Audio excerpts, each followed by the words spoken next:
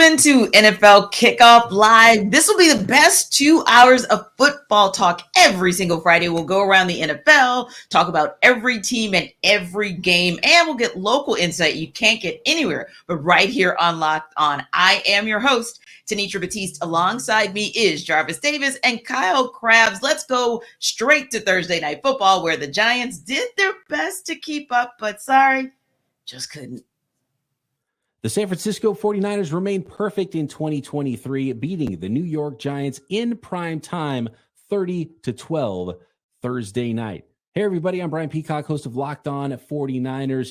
And Brock Purdy, San Francisco 49ers young quarterback, weathered a storm from New York Giants defensive coordinator Don Martindale. The Giants blitzed Brock Purdy on nearly 85% of his dropbacks, the highest percentage in the next-gen stats era. And Brock Purdy, despite some early hiccups, was up to the challenge and actually ended up with a career-high 310 passing yards in this one, 2 touchdowns, no interceptions, and it was playmaker Deebo Samuel, the du jour for the 49ers, who have no shortage of playmakers on offense. 6 catches, 129 yards, and a touchdown. Christian McCaffrey got into the end zone as well, as the 49ers rolled to a 30-12 win and are now in control in the NFC West and really just rolling 30 points for the third straight game in Week 3. The New York Giants dropped the 30-12 decision to the San Francisco 49ers on Thursday Night Football, and any momentum that the Giants had found in the second half of last week's come-from-behind win over the Arizona Cardinals went out the window thanks to a sluggish showing by the offense. New York only managed 150 net yards in 20 minutes and 50 seconds of play versus the 49ers, who racked up 441 yards in just over 39 minutes. The Giants' defense wasn't much better. New York struggled to get off the field on third down, allowing 9 of 16 for a 56% conversion rate. The defense was also guilty of several missed tackles, including 4 on a third quarter 40-yard catch and run by receiver Deebo Samuel on a drive that ended in a 21-yard 49ers field goal that made it a 20-12 game at the time. The 1-2 New York Giants now have 11 days to figure things out before they have to next take the field. That will come on, of course, October 2nd, Monday Night Football at home against the Seattle Seahawks. You know, it was scary if you are a Giants fan to see what you saw last night. I don't know if 11 days is going to make a difference. If you're a 49ers fan, it was a good look, and the rest of the NFC should probably be afraid. Yeah, Tanitra, I think it's not surprising to find out that the Giants struggled offensively the way that they did without Saquon Barkley and Andrew Thomas, who, if we're being honest, are their 2 best players on that side of the football. But talk about an all-time tough draw to get San Francisco in San Francisco with that defense, with how good that they are playing. Doesn't seem to matter who's really calling the plays. San Francisco's talent foundation defensively is just so strong. And you saw Nick Bosa show up with that sack that nearly resulted in a safety, and Fred Warner's flying around, and Noah Hufanga flying from depth. Not the game to not have your 2 best players on the offensive side of the ball. And I think the Giants called the game accordingly. You know, you looked up and you're kind of hanging around there for a little bit, but I'm not surprised they didn't have the horses. And if you're looking for what difference can 11 days make, maybe you get those guys back. And Saquon Barkley, he shared in the pregame show, I believe he shared it with Taylor Rooks, that he actually does have a high ankle sprain. So that is some cause for concern about what availability he's going to have. But that's what I'm looking to if I'm a Giants fan, saying, okay, we got to get this thing right. Let's get these best players on the field. I know our producer certainly hopes so, Kyle, but Jarvis, what did you see last night in terms of just the dominance that we saw from the 49ers versus, say, the Giants, who looked to stop that domination for a moment in time, and then they just couldn't? I think, Brock Purdy, was the way he was able to get rid of the football. I was just very impressed by that, because, we talked about, on a previous show about how am I a believer in Brock Purdy? I'm not saying I'm a believer, but I understand. I understand why San Francisco had so much conviction about him. I understand why they went ahead and moved on from Trey Lance and kind of took the brunt of the criticism that wasn't as great as we thought it would be. But so I think that Brock Purdy even though Wink Martindale was throwing everything under the sun at him, as far as from a pressure standpoint, he was just exactly knew exactly where he was going with the football. As soon as that ball was snapped, it's almost like it was predetermined because he gets that offense. He understands that offense, and obviously Kyle Shanahan is putting him in a great position to be able to make those plays. Kyle, did you see something in San Fran that made you think not just NFC, but that they're maybe one of the top 3 teams in the league overall? Yeah, I definitely think from a talent perspective, and look, San Francisco didn't have Brandon Ayuk in this game either. So, you talk about talent that's not on the field offensively. San Francisco had their fair share too. And I'm glad Jarvis mentioned, how Brock Purdy played the game, because I do think they called that game for San Francisco. And this is where Kyle Shanahan's great. And this is why I do think they're a top 3 team in the conference. Mm-hmm. They know what their players are. They play to their players' strengths.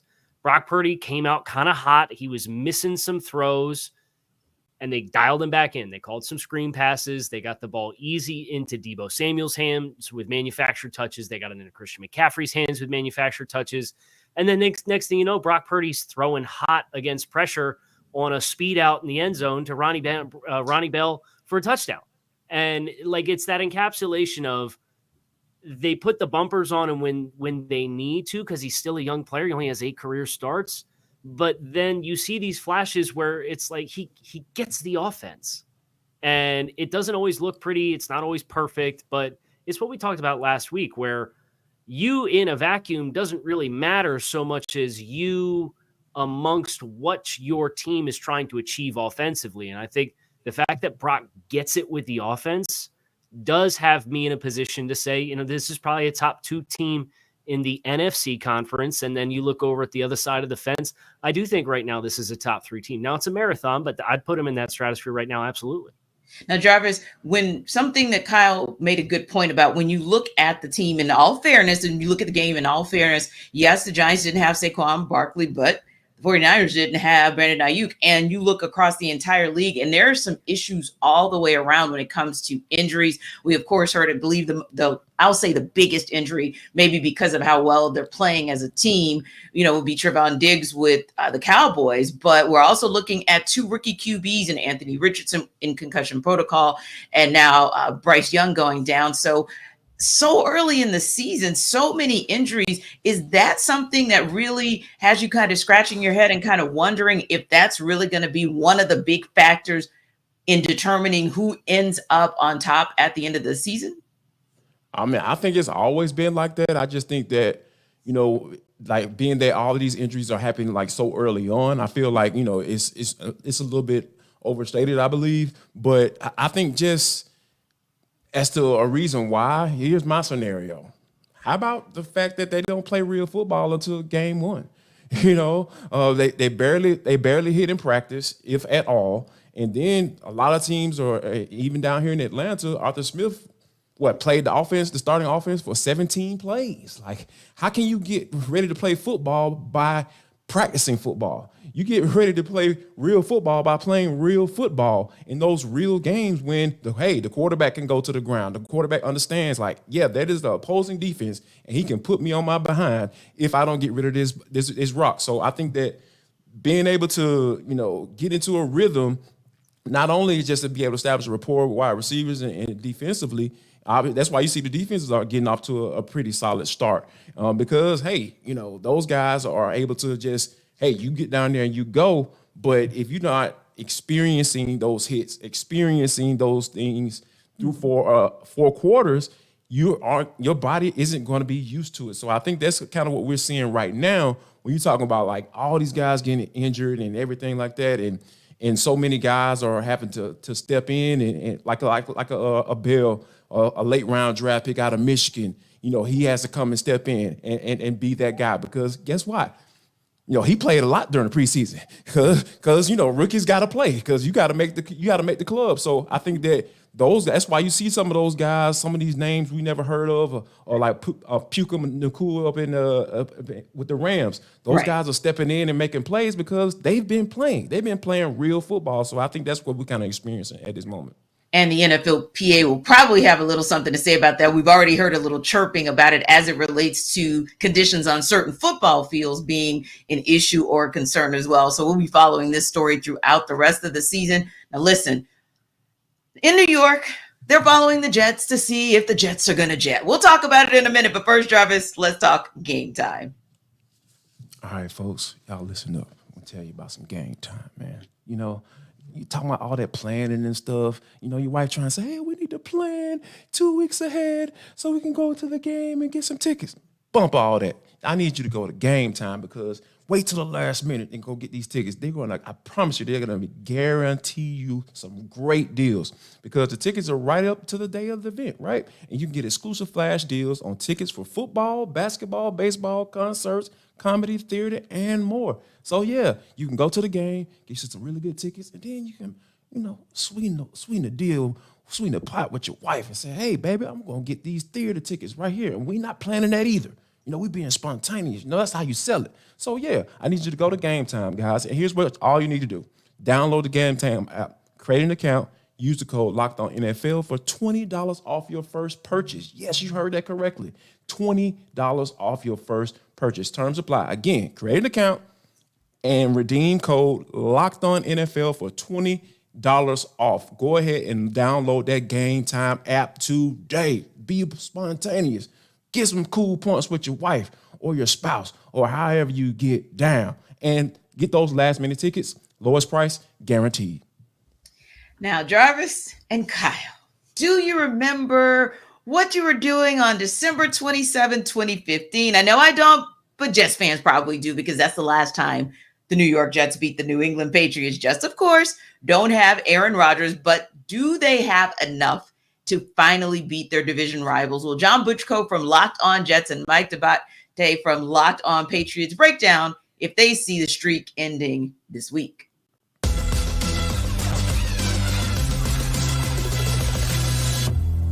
Would you like to offer a score prediction today for the outcome on Sunday in East Rutherford? Well, maybe this is wishful thinking. Maybe this is me being a homer, although I did pick against the Jets last weekend.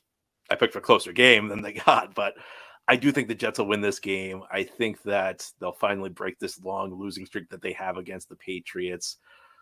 I like the way this defense is going to respond. I think that this defense is kind of built to contain the New England offense. I think that, as Sauce Gardner said, this is not necessarily the most explosive offense in the league. They're very well coached. They execute at a high level. But I think this is the type of offense the Jets defense is built to kind of slow down. I think on the other side of the ball, you'll see a relatively conservative game plan. I worry about Zach Wilson. I think if Zach Wilson can play turnover-free football, the Jets are going to have a really good chance at winning this game. I think, so I think it's kind of a coin flip game. These are two tough teams. I think these teams may be combined for a 1-3 record. I think these are both really solid football teams.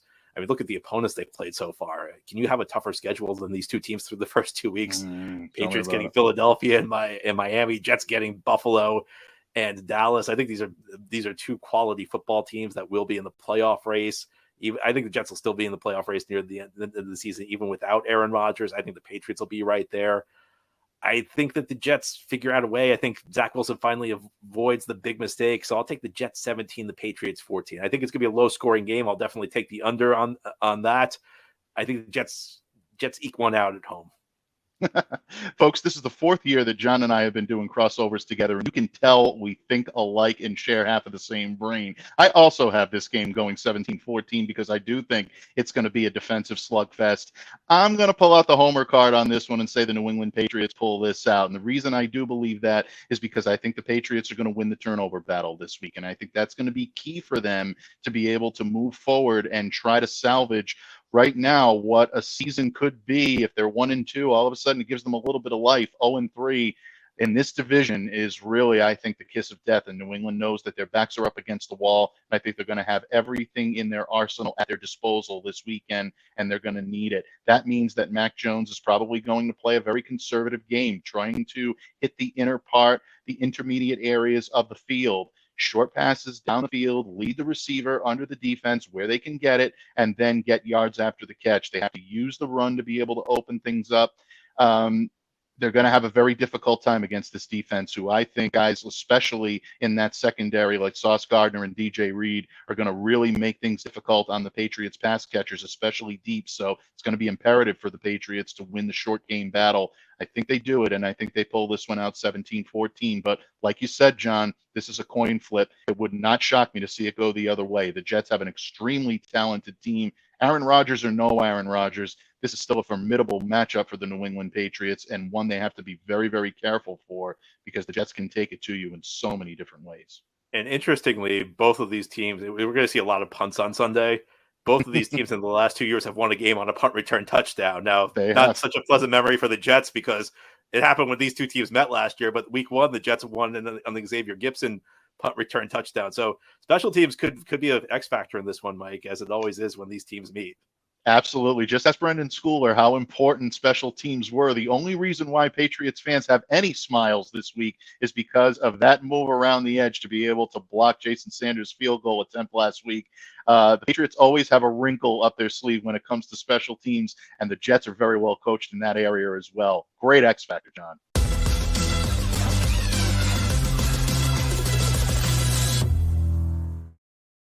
So we have the good fortune of having Mr. Locked On Dolphins himself right next to me, Kyle. And so, Kyle, you are very familiar with this particular division, and it kind of feels like right now it's the Dolphins and Bills, and then it's the other three, right? So what is it going to take, starting with the Jets, what is it going to take for them to get a W, and is that going to be something that lays at the feet of Zach Wilson?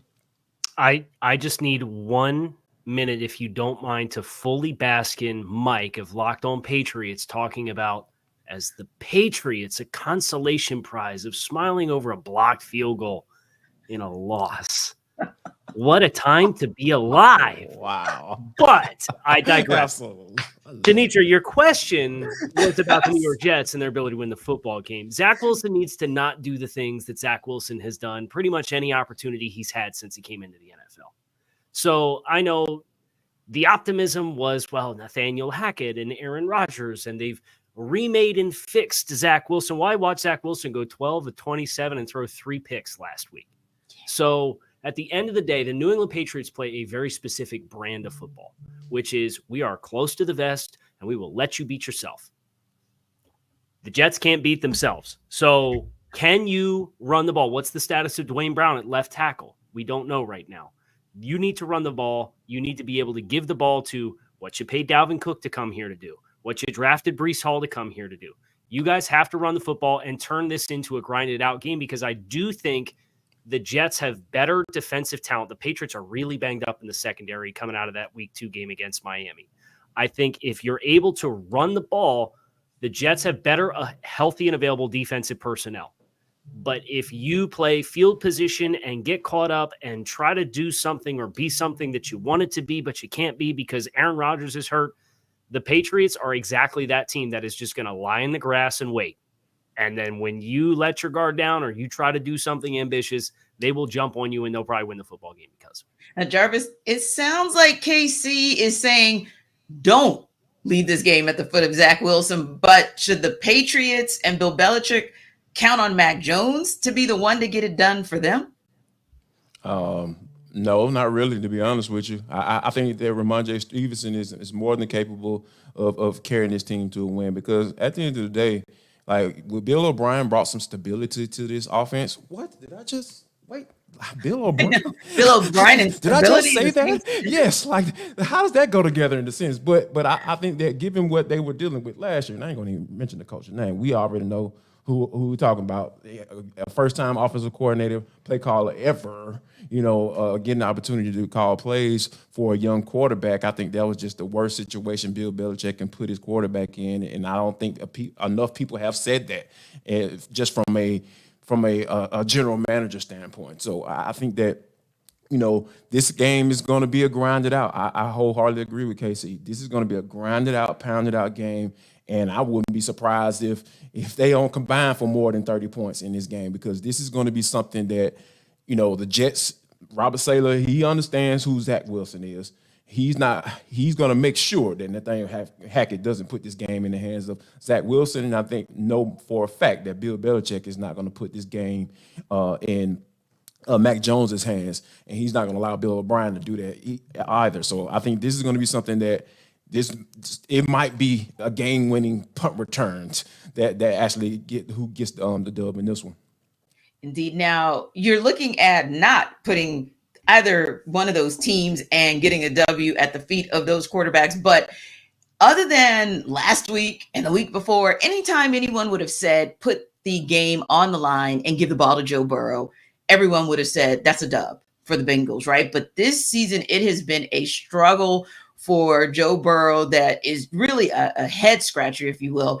And so that's one of those teams, you know how we talk about teams that are 2-0 going into week 3, and they're a little bit surprising. Well, the Bengals are a surprise going 0-2. Granted, they played the Browns, and the Browns kind of smoked them. That was questionable. The Ravens, that's always going to be a back and forth for that AFC North. And now they've got the Rams, which might be an opportunity for Joe Burrow to kind of get back on track. But will this be the time where we end up seeing Joe Cool come back to his Joe Cool self?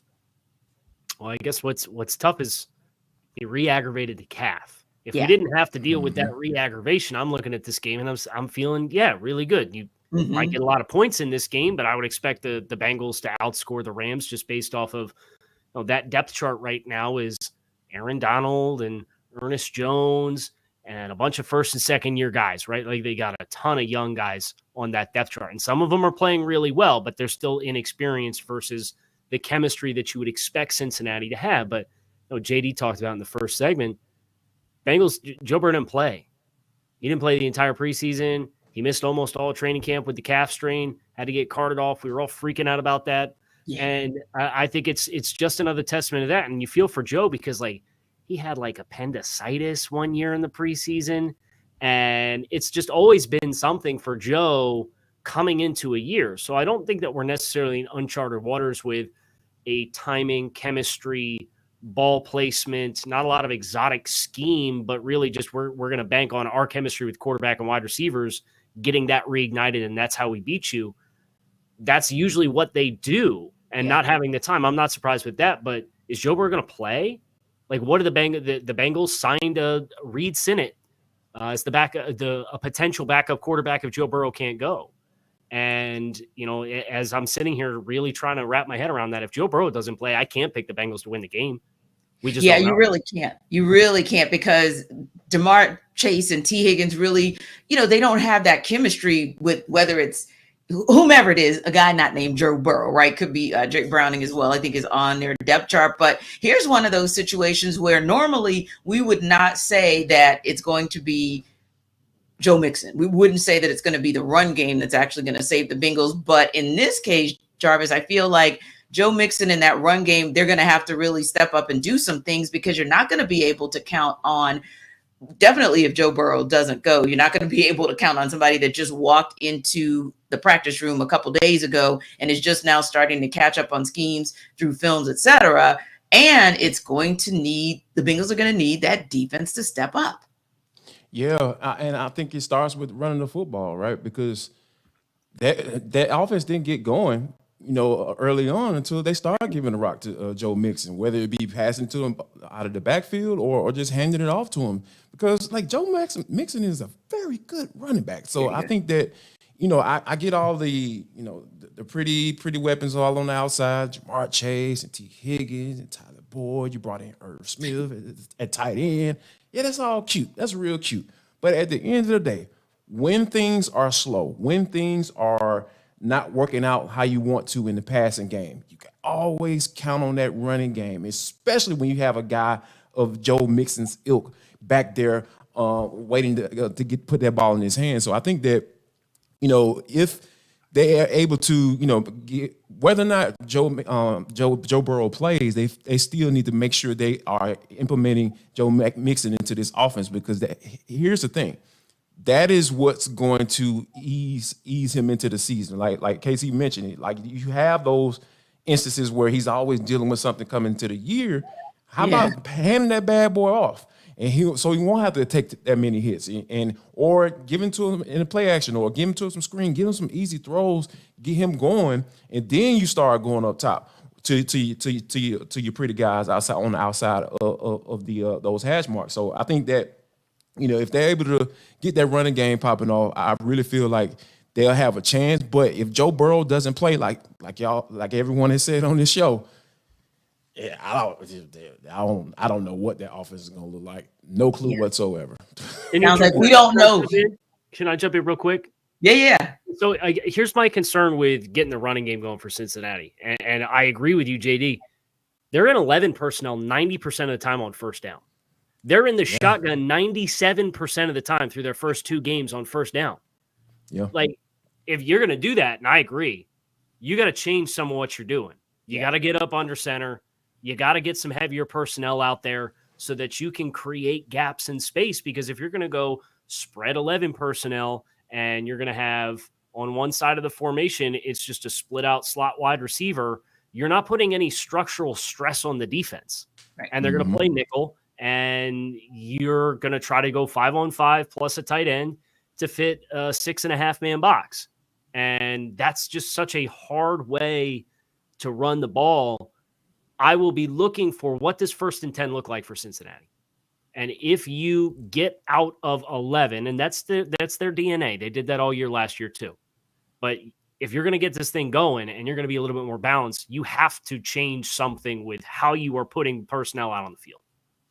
Yeah. Well, it sounds like on Locked On NFL Kickoff Live, we are not so much buying what's going to happen with the Bengals, whether or not they're finally going to get in the win column this coming week. But we'll tell you what we will buy and why right after Jarvis tells us about Prize Picks.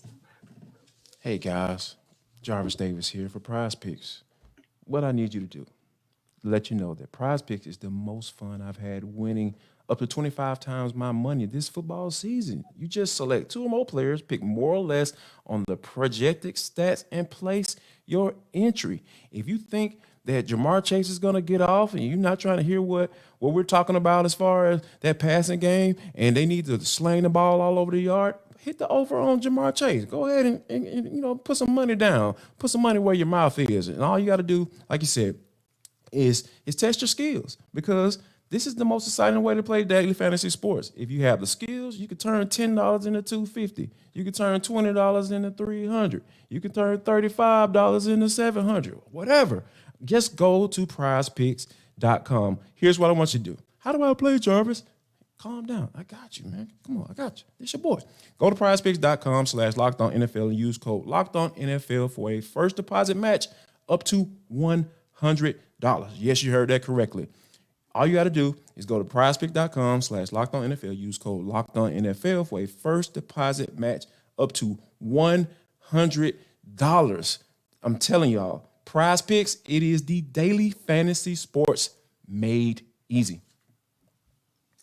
Well, you know what is not so easy at this point in the football season is to figure out who we actually believe in and we think, hey, that's a good team that's starting out of the gates playing good, or a team that maybe they're a head scratcher because we thought they were going to be good, but they're looking pretty bad. So it's kind of one of those where we've got to figure it out. It's hard to tell. The NFC South is a great example of hard to tell, because who thought we were going to be talking about 3-2-0 teams at this juncture? And then, of course, you got the NFC East with the same. So, Kyle, I mean, when you look at the NFC East and you see that the Cowboys and the Commanders and the Eagles are all 2-0, which one of those teams are 2, or maybe all 3 do you say, I think they're actually all really good? So I think you could probably draw a line in the sand and say half of the 2-0 teams I think are pretty good.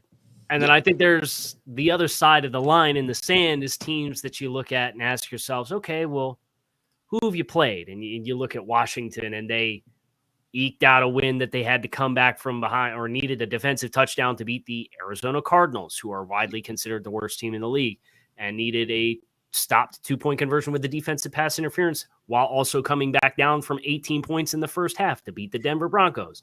It's like it's still enough of a small sample size where you look at the record and you say, wow, I didn't expect you to be here. And then you look at how they got there and you say, oh, okay, yeah, it makes a little bit more sense now. So I look at Tampa Bay. I think the teams that Tampa Bay has played do not have the personnel to really challenge the issues that Tampa Bay has with their offensive line. You think about Chicago last week, right? And they got a defensive touchdown because they got a pick six on a screen pass when Chicago was backed up inside their own 5. Yeah. So I think Tampa Bay is one that stands out to me. Washington's another one that I'm not buying as 2-0 teams, but I sneakily like those Atlanta Falcons, guys. They very much have, and it's fitting because Arthur Smith coming off the Mike Vrabel coaching tree, they are NFC Tennessee with what Tennessee was, where they said it's smash mouth football. We're going to run the ball. We're not going to try to be anything that we're not. We're not going to panic if we're down 2 scores. We're still going to run the football and play hard-nosed defense. And they did all that. And it got them a win against Green Bay last week because they gave the ball to Bijan Robinson more than Tyler Algier. And lo and behold, we got that sweet Instagram clip of Bijan from the overhead shot with the ball moving around, which is probably the coolest football shot I've ever seen in my life. I think I'm buying the Falcons as a team that maybe not going to win double-digit games and have home playoff games, but is absolutely going to be in the thick of this thing to the end as far as a race for that division title, because 9 might get it done when it's all said and done. Interesting that you say that, because we all here in Atlanta say, hey, the only way they're going to probably get in the playoffs is to win the NFC South outright, and somehow they're going to probably need, but they won't actually need 10 wins to do it. So you're absolutely right about the double digits piece. And Kyle, they're getting potentially Jeff Okudah back. I think Jarvis would agree that in all likelihood, he's participated 3 days in a row in practice, looking like he's going to come back as well. But Jarvis, when you look at, and I'll swing up to Kyle's way, right? When you look at the AFC East, I mean, I think everybody would have been okay saying that the Dolphins were going to be 2-0, but I think you probably thought that the Bills would have been 2-0 as well. So maybe a situation where you're looking and saying, oh, okay, wow, those teams are good, but are they, it's almost like, are the Dolphins as good as 2-0 early sample size, and are the Bills as bad as 1-1, if you will? Or what are some of the teams that you're looking out there and saying, really good, really bad, or maybe worse than we actually think they are? I'm gonna start with Kyle's team. They are 2-0. Like, as long as Tua stays healthy, I am buying the Dolphins all the way. When you're talking about what they're able to do with that offense with Jalen Waddle and Tyreek Hill and the burners that they are, and being able, and Mike McDaniel, the mad scientist calling plays down there, coming off that Kyle Shanahan coaching tree. Like, I won't put him on Kyle Shanahan's play calling capabilities, but he's dang close. He's doggone close, Kyle. Yeah, so I'm buying them. I'm buying the Miami Dolphins all the way, and I'm gonna push back on the Washington Commanders. Hear me out, Kyle. They finally have a guy who knows what he's doing when it comes to coaching quarterbacks, cultivating quarterbacks.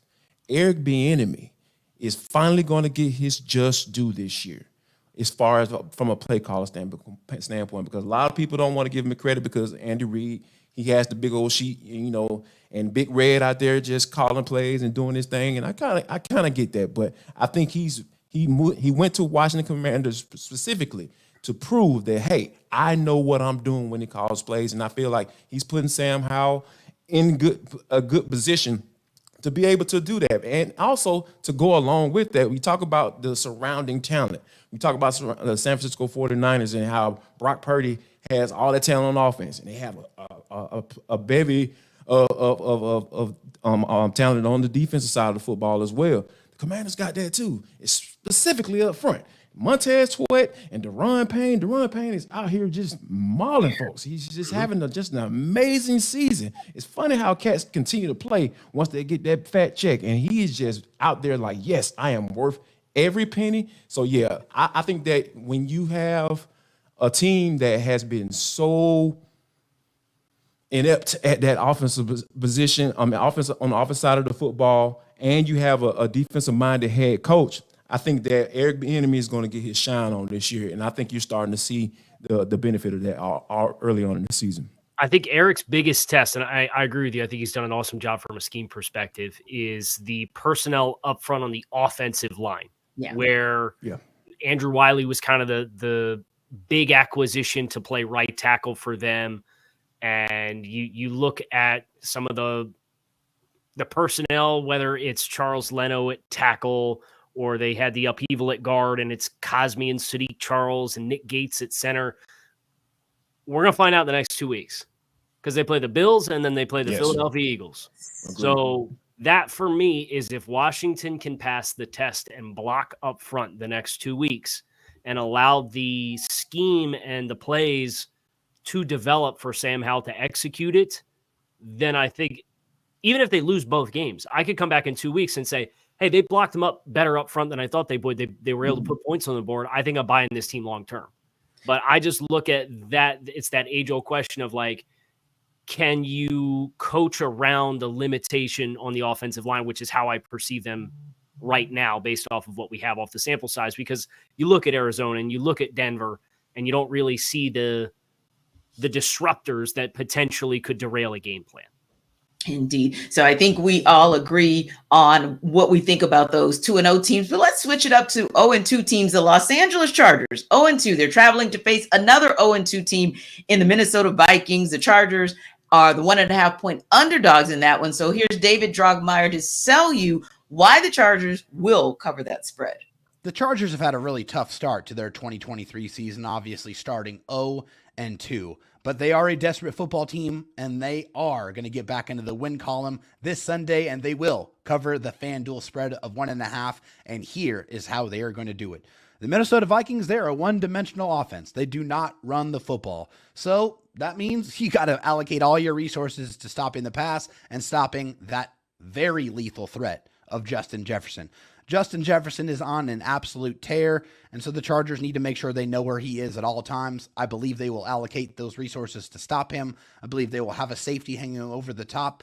I want the Chargers to double team him every single chance that they get. Remove Justin Jefferson from the game plan, force anyone else on that Minnesota offense to beat you. And then as far as the Chargers on offense, the game plan, it's very simple. It's run the ball. The Philadelphia Eagles just ran all over the Minnesota Vikings to the tune of 259 rushing yards on 48 carries. They were very dedicated to running the ball, but they also were able to set up some shot plays and hit the Minnesota Vikings over the top for a couple of big, deep plays. The Chargers need that. They need more explosive plays. I think the running game is going to be able to allow them to draw the defense in and allow the Chargers with Justin Herbert and Mike Williams and Keenan Allen to hit the Vikings over the top and dial up some of those deep shots. I think that's very important, and I do believe that's going to happen in this game. And those are going to be the reasons why I believe the Chargers are going to cover the spread and they are going to beat the Minnesota Vikings on Sunday to improve to 1-2 on the season. But for more on this game and for more on the Chargers, please check out the Locked On Chargers podcast, your team every day. You guys buying the Chargers in this one? I am. Yes. You got me scared, man. Where did it go from? Oh no.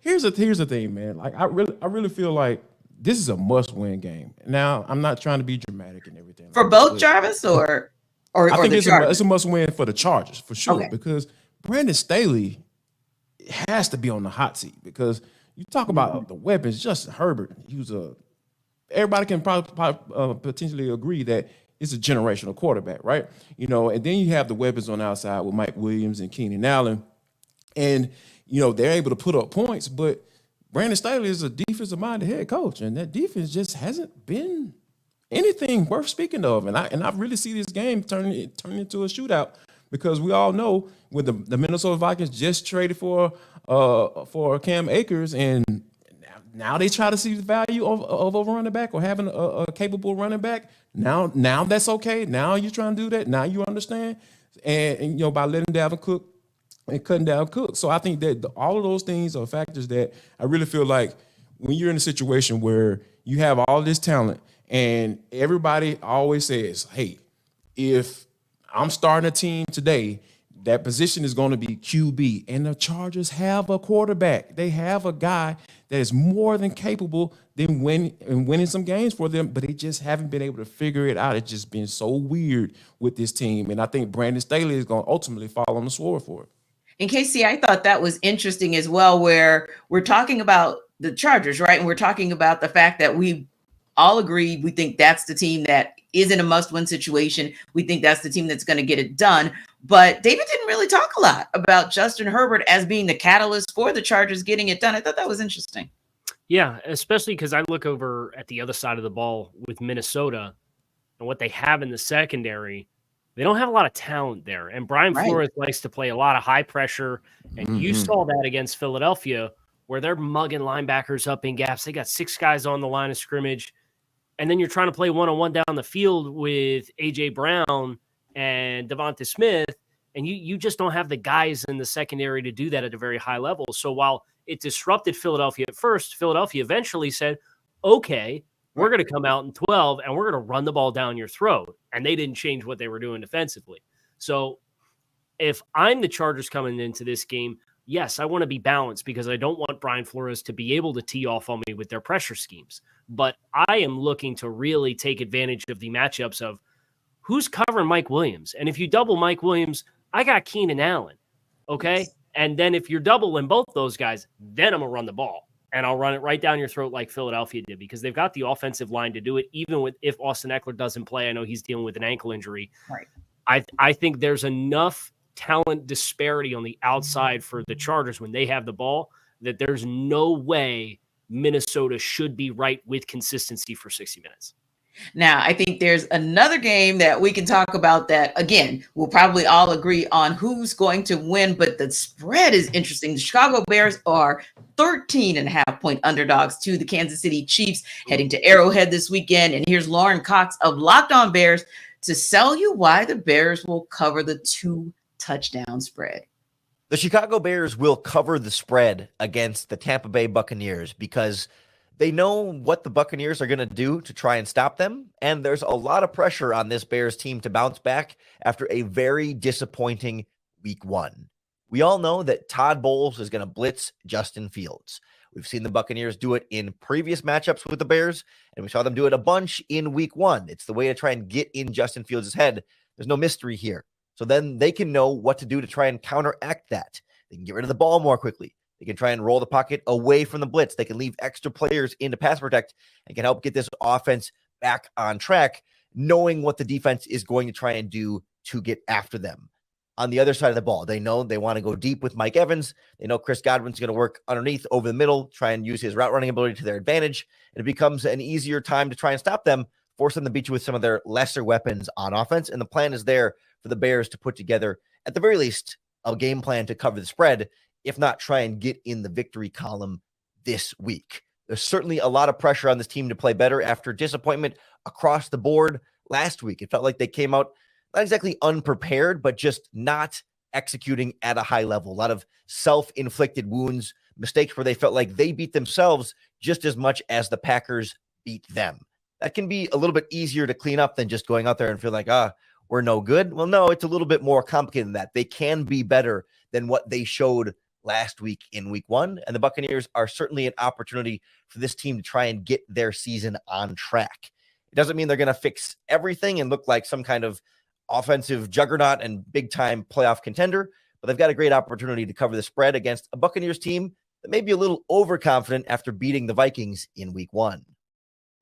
Well, we know Lauren really just wanted to replay. You know how we want to run things back and maybe it'll be different if we run it back? It ain't going to be different, Lauren. It was the Bucs last week and it'll be the Chiefs this week. And yeah, unfortunately, I think, Casey, it's 13.5 points, but Chiefs will cover that. The spread, the Bears will cover the spread.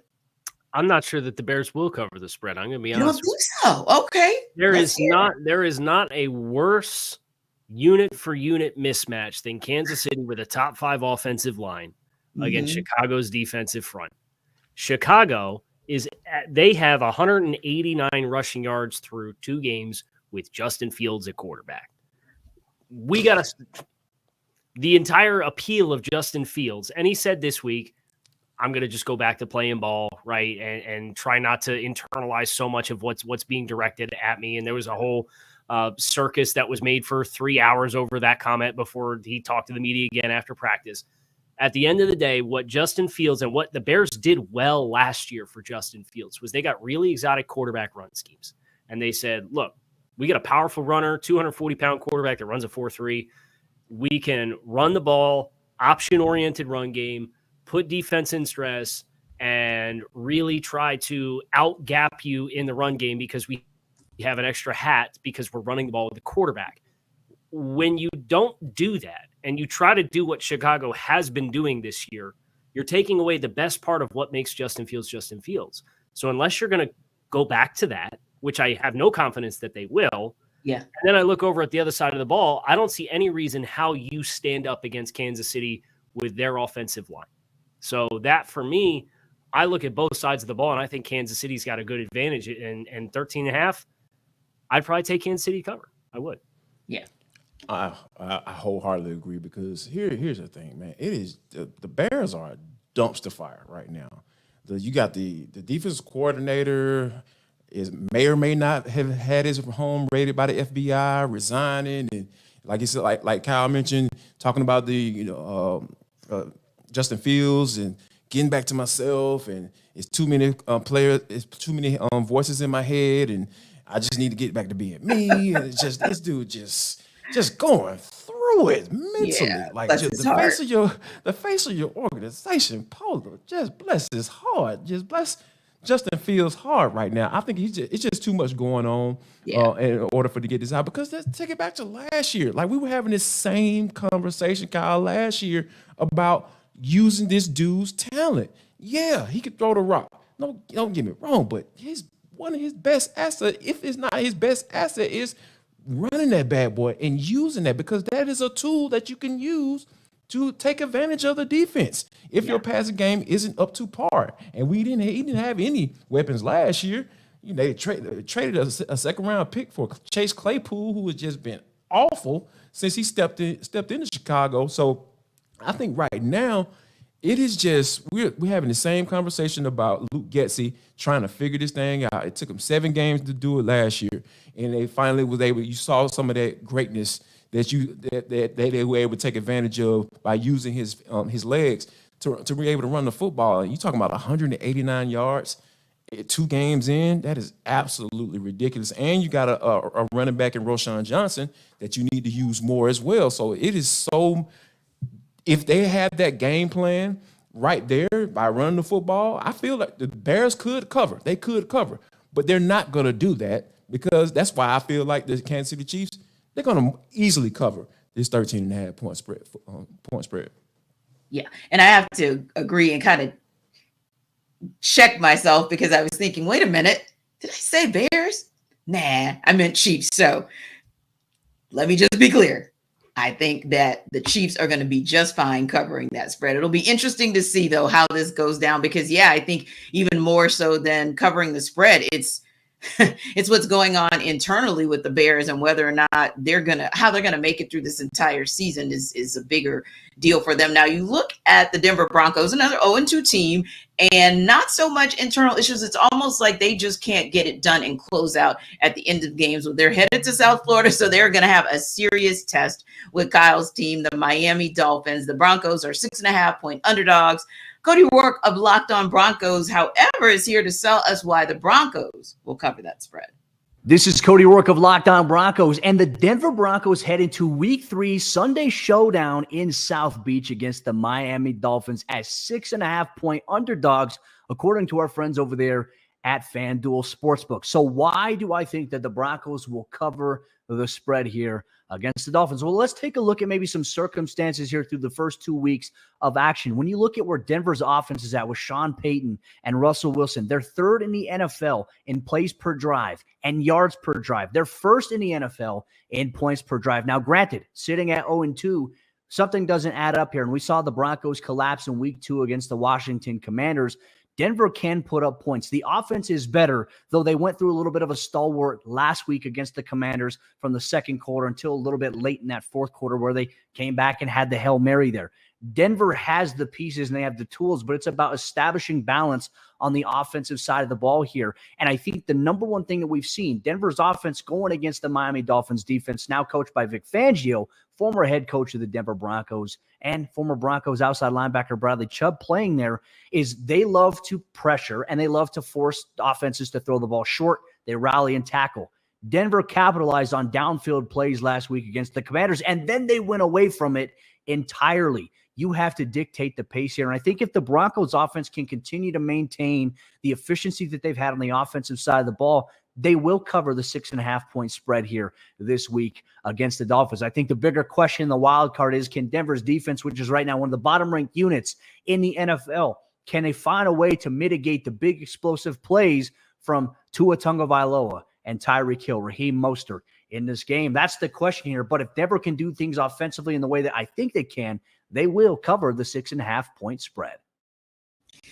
Well, Kyle, this is right down your alley, up and down your alley in South Florida. So how's it going to go down in South Beach this weekend?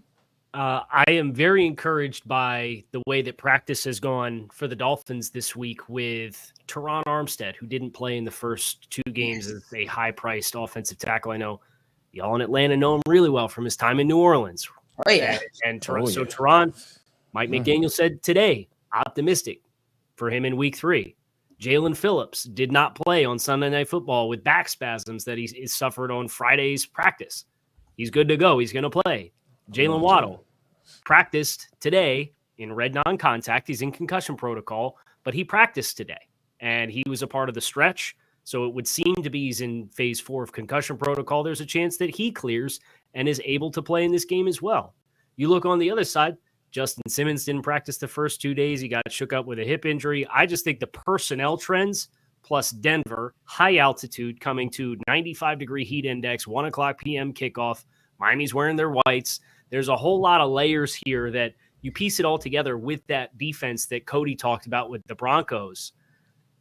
I agree the Broncos have the capability. They had three explosive 50-plus yard plays in the game against Washington. They had a 60-yard touchdown pass to Marvin Mims. That was a quarters beater. They hit a shot down the sideline that was against cover 1 where he beat press coverage on the outside and ran by him down the sideline. And then they had the Hail Mary at the end of the game.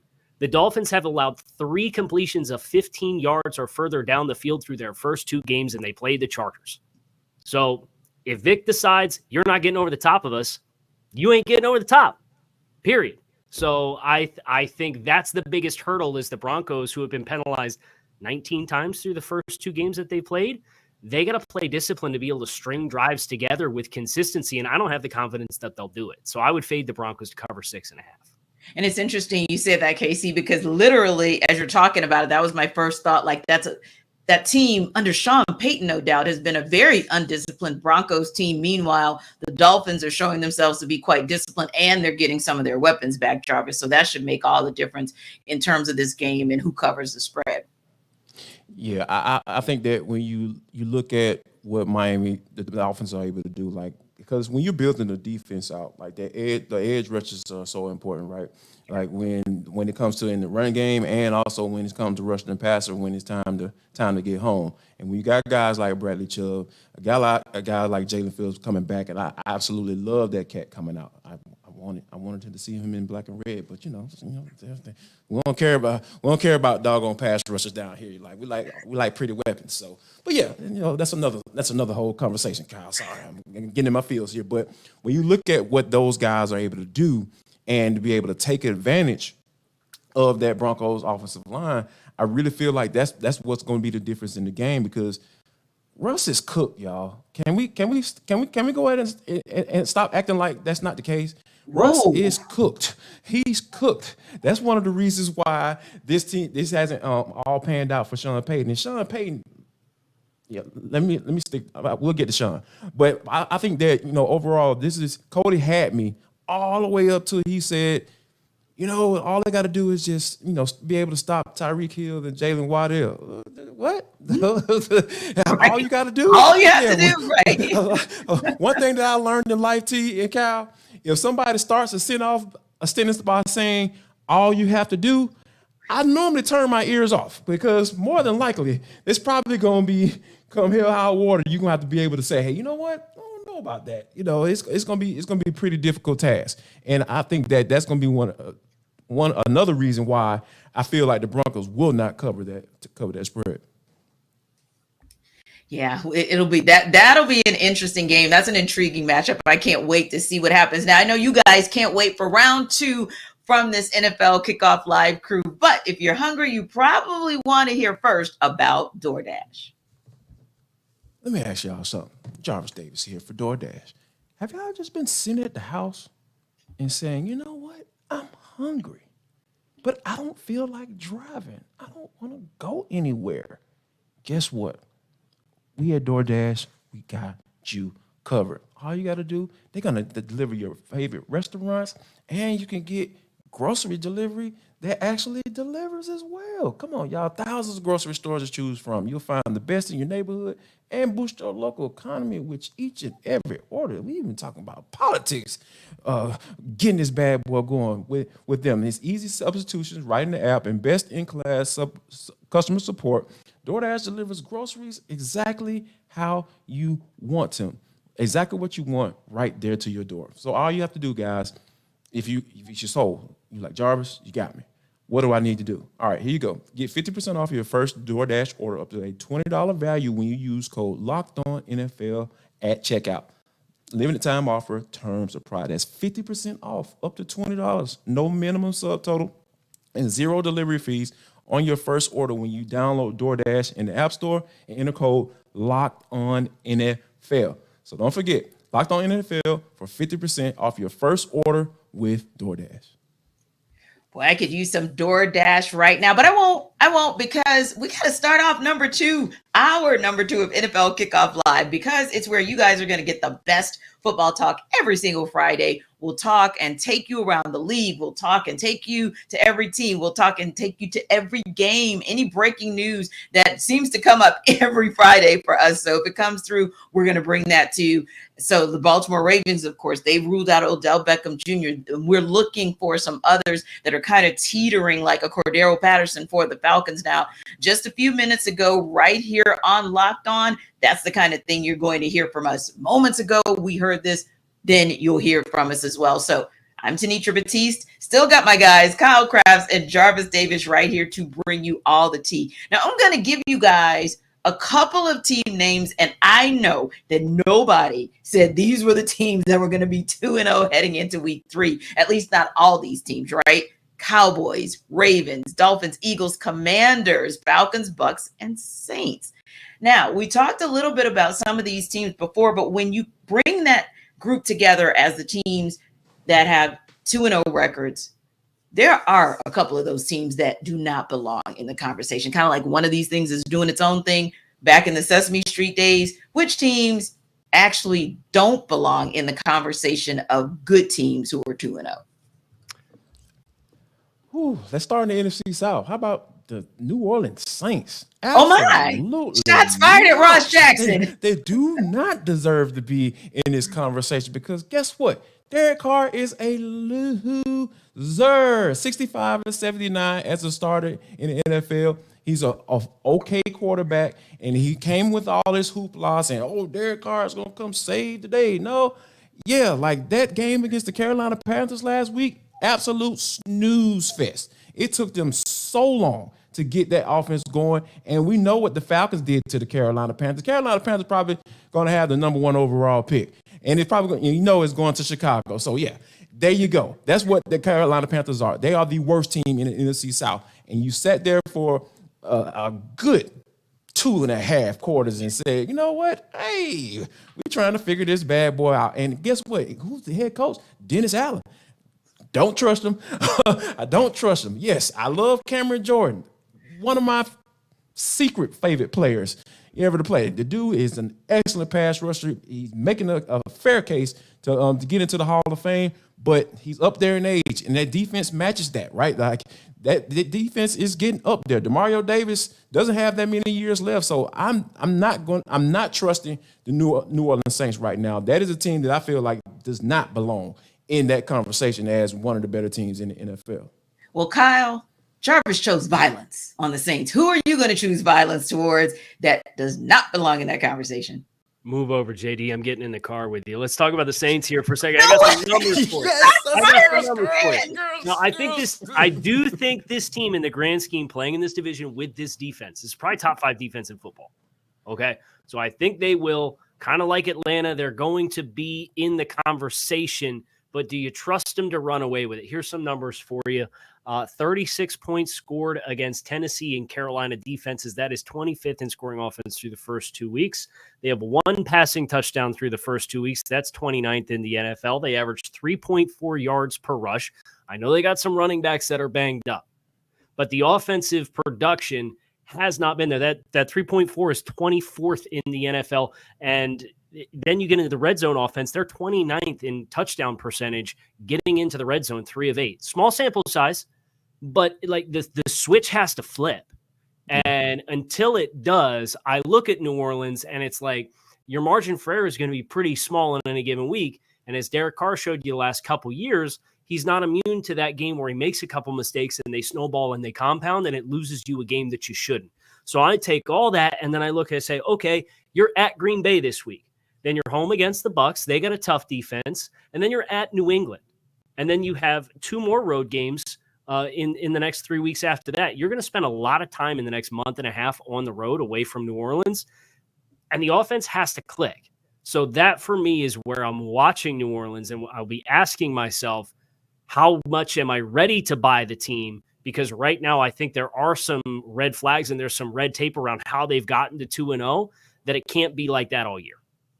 Now we're talking about some defenses that are aging a little bit, right? And yeah, there's some young studs for the Bucs defense, but I do think they're kind of a defense that's up and down and aging as well. And I think for me, that might be the team. I kind of agree with you guys. Like the Saints surprised me a little bit as well, but I kind of think the Bucs surprised me as 2-0 too, because this is a team that many are saying they were going to be in a dogfight with the Arizona Cardinals for the number 1 pick for next year. Now, granted, not surprisingly, the guy who covers the Saints. Yeah.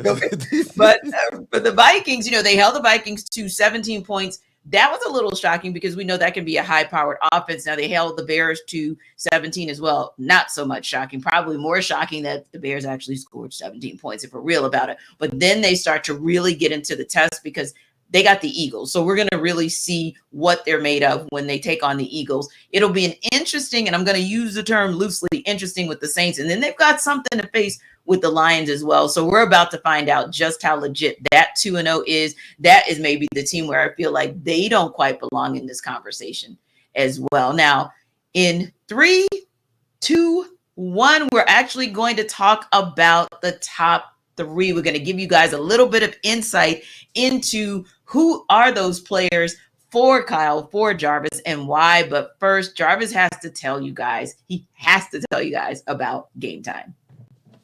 It's game time, folks. I'm telling you. Like, when you're sitting around trying to figure out whether or not you want to go to the game and you're trying to plan all that stuff, man, scrap all that. Don't do it. I promise you. Planning is for suckers. I need you to wait till the last minute and go to the Game Time app and get this doggone tickets for the low. I promise you're going to get a great deal. And you know what? They have deals, tickets right up to the day of the event. So all you got to do is just take your time, take it easy, and just wait and go grab those tickets. They have exclusive flash deals on tickets for football, basketball, baseball, concerts, comedy, theater, and much, much more. If you want to go on date night with your spouse, you can do that as well. The Game Time guarantee means you'll always get the best price. If you find tickets in the same section and row for less, Game Time will credit you 110% of the difference. How about that for a guarantee? So yeah, wait till the last minute and go to gametime.com/NFL and download the app and use code LOCKEDONNFL for $20 off your first purchase. Yes, that's $20 off your first purchase if you use the code LOCKEDONNFL. Download Game Time today. Last minute tickets, lowest price, guaranteed. Jarvis, people sleep on that low-key but effective way of purchasing tickets. I am a believer in, you wait until the last minute and you'd be amazed at what it is that you can get. So definitely check out Game Time. Now, every week we kind of talk about these 3 players that we want to watch, right? We're intrigued by whether or not they're going to be the difference maker for that particular team in that particular game. And we happen to be going into week 3. So let's talk a little bit about players that you want to watch and why. Jarvis, give us your first player, and then Kyle, come back and give us who your player is as well. And then I might give you guys a sneak peek into who I'll be watching this week as well. You know what? The first guy that comes to mind, it has to be Desmond Ridder, because, like I said, he's been shaky to start games off. Like, to be quite honest, and for him to be able to come through and make plays when he's called upon to, because, like you said, Arthur Smith is the type of coach that's not going to put his quarterback in bad situations.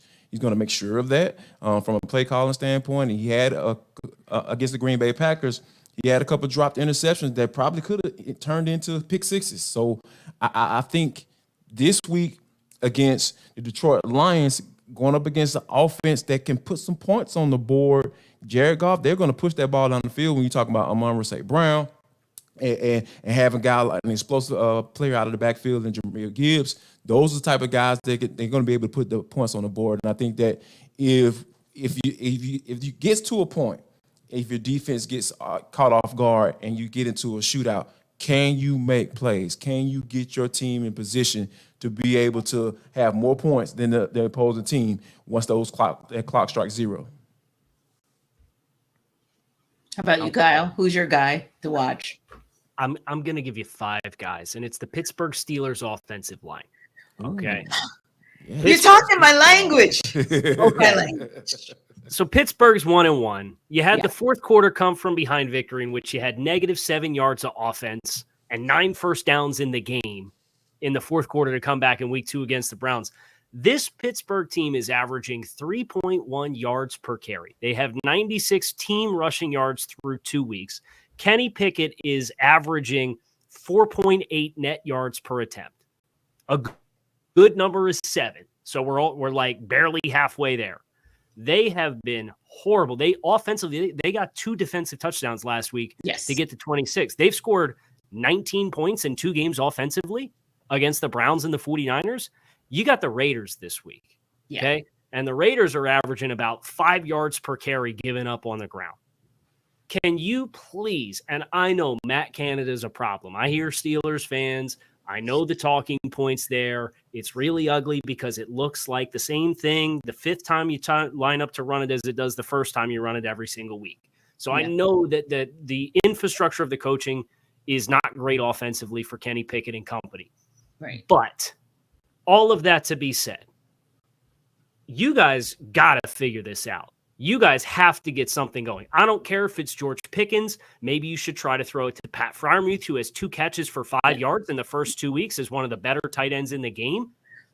You got to give it to your first-round running back, Najee Harris, who for the first time in his career is averaging over 4 yards per carry because he's ripped off a couple 15, 20-yard runs. Like, we got to get something going here. And it starts up front for Pittsburgh. I know the play calling's not great, guys. But you guys got to figure it out because they invested a lot. They spent a first-round pick on Broderick Jones, who's not necessarily playing. They spent money to bring in a new starting guard. The entire left side of the line is overhauled and revamped. It's got to be better. And when you're playing Las Vegas, Max Crosby can single-handedly take a game that you have the potential to comfortably win, and he can ruin it. So you guys better not fart around with Max Crosby, and you better get something going offensively.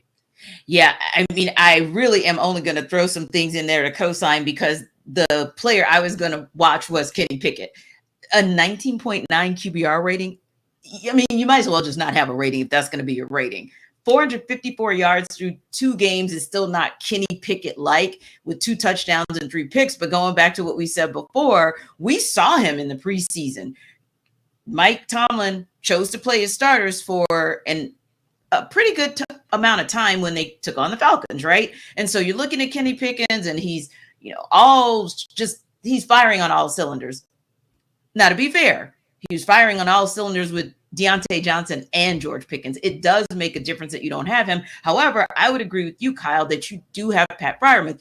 And the Steelers are one team, one franchise that has been known to be able to take advantage of a good tight end, whether it's that tight end on the receiving end. Tight ends are always expected to be excellent blockers. They're almost like that 6'0 lineman for the Steelers. So, yeah, I definitely need to see it. But I'll be honest, when I go with I'm going to use it loosely, I know we said 3 players to watch, but since you went for 5 players, I'm going to go with a non-player and say, God darn it, I am watching Matt Canada because I am absolutely sick of the way that he calls games. So I do think that while, I need to see better from Kenny, I need to see better from the O-line, I need to see better from Matt Canada as well. How about you, Jarvis? Are there any other players that you want to go with? Because I'm just, like I said, I went with my coach and I went with my players. And I probably would say, just to kind of round out my three, if you will, going back to the Falcons, I am very interested. Jerry Gray, who's the assistant head coach on defense for the Falcons, talked about the fact that he doesn't necessarily want Jeff Okudah to play with too much emotion. And Jeff Okudah said, hey, I'm over it. I've moved on. I'm not there. But low key, he has to have a little something that kind of makes him a little motivated when he gets back to the Motor City. So I'm interested to see. He's my guy that I'm going to be watching to see if Okudah can show us Okudah things in his first game with the Falcons in the regular season. Yeah, that's going to be an interesting game to watch for sure, because it's a lot of – I feel like there is – when you think about the teams that the Falcons have played, defensively, like from a wide receiver group standpoint, Carolina Panthers and the Green Bay Packers, sans Christian Watson. So that's what we talk about. They have gone up against. So I think this is going to be the first true test, because I feel like AJ Terrell is going to have a task at hand, because Amon-Ra St. Brown is the type of guy, he's going to get his regardless of what you try to do or scheme, or like, the dude is just going to end up with 6 or 7 catches, 75, 80 yards, depending on whether you give up those explosive plays or not. So I think that, AJ Terrell is a guy, along with Jeff Okudah, and it looked like he's in line to play. Yes. This secondary is going to be tested, and I'm very interested to see how they respond, because like this is going to be that first real test for the 2023 season. Indeed. Kyle Krabs and Jarvis Davis. The New Orleans Saints fan base does not like the fact that you chose violence against their team in our last segment. I was hacked. Yeah. Shocking. Yeah. They got a problem. They got a problem with that. You see, Jerry G says Saints run this. Their team is garbage. Talking about the other teams, I think they're talking about. But yeah, they have a problem. Tiffany Tyson says, don't matter if they feel we belong. We are here. So shots fired back from Saints Nation. Herschel, Saints for life. What are they going to say when we're 4-0? What say KC and JD? Well, I'd like to establish. I did say they're the top 5 defense in football. You did give them credit for that. I think that's very important, and it would be low hanging fruit. In the earlier segment, I went in on the Commanders. I didn't want to just bludgeon Washington all over again. I went hard at Washington as a fraudulent team. So I just am saying I agree, and as it was about red tape and big time concerns. Derek Carr's getting sacked on 10% of his dropbacks this year. Trevor Penning hasn't looked great. Right? So you can only play the games on your schedule. You're 2-0. But the sustainability of it is where, when I look at New Orleans, that's what I am worried about. I think they have a realistic chance because of the defense to be in this conversation. But I look at the problems that they've had offensively in 1-point win over Tennessee and against Carolina. And you ask yourself, okay, what happens when you get in more robust matchups? Yeah. You have to be able to put more points on the board. You can't take so many negative plays. So that's where I'm at with New Orleans. Yeah. Now, where they may end up being 4-0 and where they may end up, and when I say running the table, meaning being right there with the Falcons, contesting for the division title, is the fact that both of those teams have the easiest strength of schedule for this season. So when I look at them saying 4-0, meaning Saints Nation, I'm like, well, it's possible, because you could certainly see them beating the Packers and you can see them beating the Bucs, but Jarvis, they fired some serious shots. So you want to fire back? Like the educational system that I'm hearing right now with the whole 28-3 jokes, like, you ain't got anything else. Like, come on, like, I understand, like, you can bring that up at any point, but like, why would you even bring that up? Like, this is where we are. We're in the now. Huh? Right. Jarvis was I've never heard that before. What does that mean? 28-3. The score of the Super Bowl before Tom Brady came back. I know. I'm helping you out. He gets triggered, Kyle. Right. He gets triggered. You know what I'm saying? Like, yeah, he'll be rocking back and forth in a little while. Saints fans are so distraught with the smell of that city and that town, that they can't even smell the fact that Dennis Allen is a fraud. He's an absolute fraud as a head coach. Like, why do you all trust him? Why do you put your trust and your faith in Dennis Allen? Defense coordinator? Absolutely. No doubt about it. I hire him as a defensive coordinator if I was running my own team, but I dang on sure I'm not going to hire him as my head coach, and I just don't trust him. Like I said, the Derek Carr stuff, I didn't buy it when they brought him in. I was just like, okay, what is that going to do? Like, you're still going to be an average football team. So I think that right now where the Saints are, given like the sustainability of, like, we've seen these games. I watched the game last week against the Carolina Panthers. That can't last. If Derek Carr can't consistently go out there and be the quarterback that he's paid to be, you're going to be exceptionally average going forward. Thank you. And Dennis, thank you for this PSA. So in Dennis, I'm Jarvis Davis, and I approve this message. You approve the message. That from our guy who definitely gives us all the great messages for our sponsors.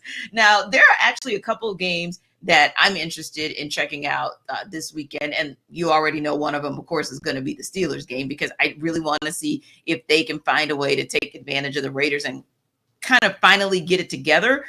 But the Washington Commanders game could be an intriguing one as well, because as we mentioned, a little bit of a surprise that they're 2-0. So this week they get their chance to prove whether or not it's legit against a Buffalo Bills team that is surprisingly not 2-0. How did the Commanders prove they belong in this conversation? Well, David Harrison of Locked On Commanders and Joe Marino of Locked On Bills, they're going to look at how they think this must-see game is going to flesh out.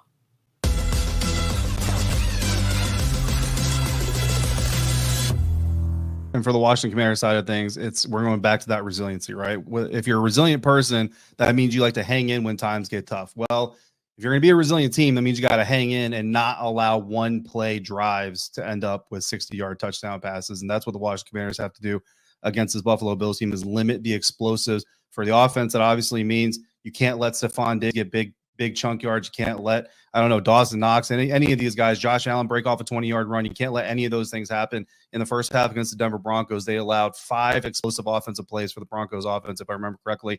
In the second half, outside the Hail Mary, which was ugly by itself, they only allowed 1, and that, again, was huge in that comeback effort. On the offensive side of things, right, what are explosive defensive plays? Big sacks, strip sacks, interceptions. You cannot turn the ball over. You cannot let the Buffalo Bills defense feel comfortable in your house. You got to keep them on the toes as best that you can. And if you do those things, you hang in this fight, again, the spread is what the spread is. But if you do all those things, then at the end of the day, in the fourth quarter, you should have an opportunity to come up with a big upset win. And, look, as measuring stick games go early on in the season, this is one of those matchups, Joe. I kind of wish they were both in the same conference, because you would love to maybe see these two meet up again. If both make the playoffs, the Bills should, the Commanders might.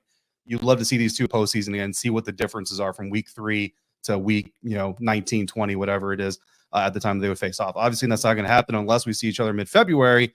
But for week 3 in September, 6.5-point favorites for the Buffalo Bills. Joe, I don't know if you have a specific score yet, but do you have them covering the spread? Or you have them just winning the game?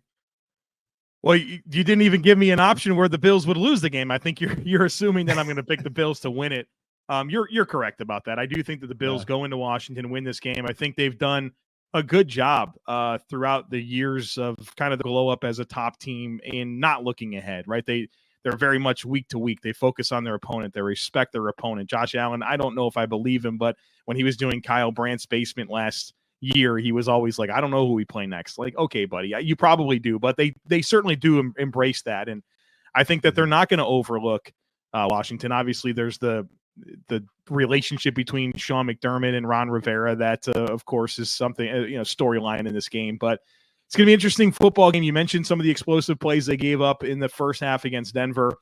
The Bills didn't necessarily have the explosive plays against the Raiders. Only one pass that was targeted more than 20 yards down the field. They were able to kind of stay patient and embrace that style of football. Will they do that against Washington? Will Josh Allen go out there and want to put the ball down the field? It's going to be an interesting opportunity to see what this football team looks like against Washington, because I think it presents just a really different matchup on both sides of the football than what we've seen in the first couple weeks of the season. But I do think the Bills go into Washington, get a win. I have it at 27-17. I think they cover. But look, I'm not dismissing Washington. I think there's a path for them to win. I think they have the pass rush. If they can take away the football and really kind of just limit some of those big plays and win in the red zone, there's obviously a path for any team to win in the NFL. I'm not taking the Commanders lightly, but I do think the Bills take care of their business.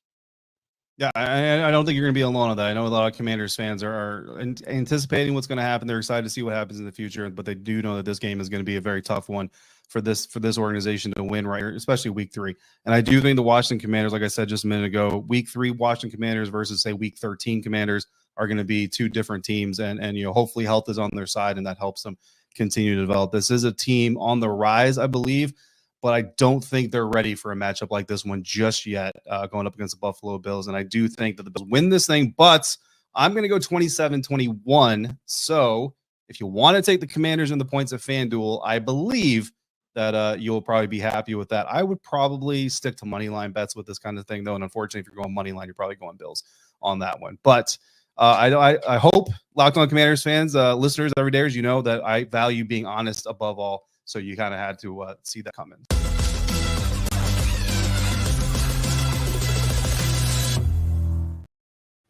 Wow, strong words from the gentleman who, well, both of them really, but for Locked On Commanders. But interestingly enough, I was thinking, is this going to be the week where the Commanders show improving? You guys talked a lot about some of the positives of the Commanders, including their defensive front, as well as Eric Bieniemy continuing to evolve that offense. But this could also be an opportunity for Josh Allen and the Bills to show that, hey, we're back to playing Bills football. We're now 1-1, and we're just going to keep up with that momentum that we started in week 2. Yeah, last week against the Raiders, everybody was running wide open. And I think that like Josh Allen was just slinging the ball. Josh Allen was slinging the ball all over the yard, and just for him to be able to he looked like his old self, because that first week 1 he was like, we haven't seen that since rookie year. What's going on? Who's this Josh? Like, are we falling back down to earth now? But I think that the Raiders were the perfect matchup for them, and I think that they're able to take advantage of it like they were supposed to. So I think that the Bills are in a good space, and I think that the Commanders are going to have to, if they get to Josh Allen, and I believe they can, because like I said, they have the rushers to be able to do so. Like we spoke about earlier, they're going to have to get this dude on the ground and make sure they put him all the way to the ground, because Josh Allen is a huge human being. Like, that's not an average size quarterback. So he will try to get that ball off, regardless if you have him hooked by the legs or not. And Kyle, that's a great point that Jarvis makes, because the Josh Allen that we saw in week 1 was like that Josh Allen of old, the guy that we say is a turnover machine, because he had 1 touchdown and 3 interceptions in that overtime loss to the Jets. Whereas we saw new look Josh Allen throw 3 touchdowns and actually come out clean with no interceptions last week against the Raiders. So is that the Josh Allen that we're absolutely going to have to see this week in order for the Bills to beat the Commanders? I think Buffalo does have a little bit of margin for error in this game. Nobody has 4 turnover margin for error. Case in point, the way that week 1 went. And I know as well as anybody the challenges of getting Josh Allen on the ground, because Josh Allen tombstone pile drives Kyle Van Noy scrambling on the edge a few years ago against the Dolphins. And that week 3 game last year between those two teams, Buffalo with that frantic drive at the end of the game, and he's in the grass 4 times and still gets the ball out. And they try to get up and clock the ball to kick a long field. So the challenge is for Josh. I think he's the most physically imposing quarterback in the league. And it's with all the ways that he plays. And you really admire the way that he lets it all hang out there, as far as being aggressive to get the first down or get the ball over the goal line or be aggressive with throws. Now, there's times where it's appropriate to do it and not. And facing New York on Monday Night Football felt like, I'm going to try to make big plays happen. We're in prime time. It's week 1. It's the season opener. We have expectations this year. Good bounce back game. It's always going to be a little bit of walking the tightrope for him to have the right balance of that mentality. But I do think Buffalo, because say what you about 1-1, they're statistically top 10 in like every major statistical category across the board on both sides of the football, from yards, points, efficiencies. Just you turn the ball over 4 times and gave a punt return for the Jets in overtime to lose a football game. So I don't think you'll see crazy superhero Josh Allen this week. I think that they'll put more resistance up than the Raiders did last week. but I also don't think you're going to see that big regression back to kind of the roller coaster of a lot of negative self-inflicted wounds either.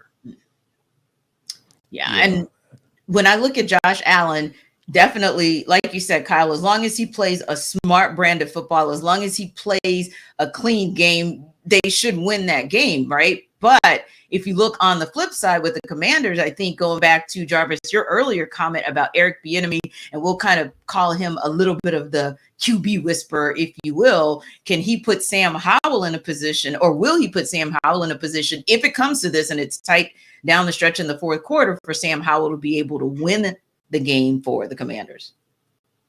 Yeah, I think so. I believe so. I feel like there are a lot of things that are going to have to fall into place for the Commanders to be able to get that. One, they're going to have to not turn the ball over because, the Bills, look pretty suspect against the run in week 1. They tightened that up in week 2, and they were able to get some pressure on the quarterback as well. So I think that the Commanders, I almost called them the Redskins. Sorry. They're going to have to protect up front, and I think you do that by starting off by running the football and being able to establish yourself with guys like Brian Robinson. So if they're able to establish the run, make sure it's a reoccurring theme here. I understand the NFL, everybody want to throw the ball and look all cute and everything like that, but you have to be able to run the football to balance yourself out, especially when you have a young quarterback who you're trying to groom and not try to put in a bad situation. And because play action can be your friend if you run the ball successfully. And I think that once you get those things going together, it can be a beautiful thing. And I think that if the Commanders are able to get that running game going, I really feel like they'll have a chance to at least be in this football game, and 1 or 2 explosive plays can be the difference for sure.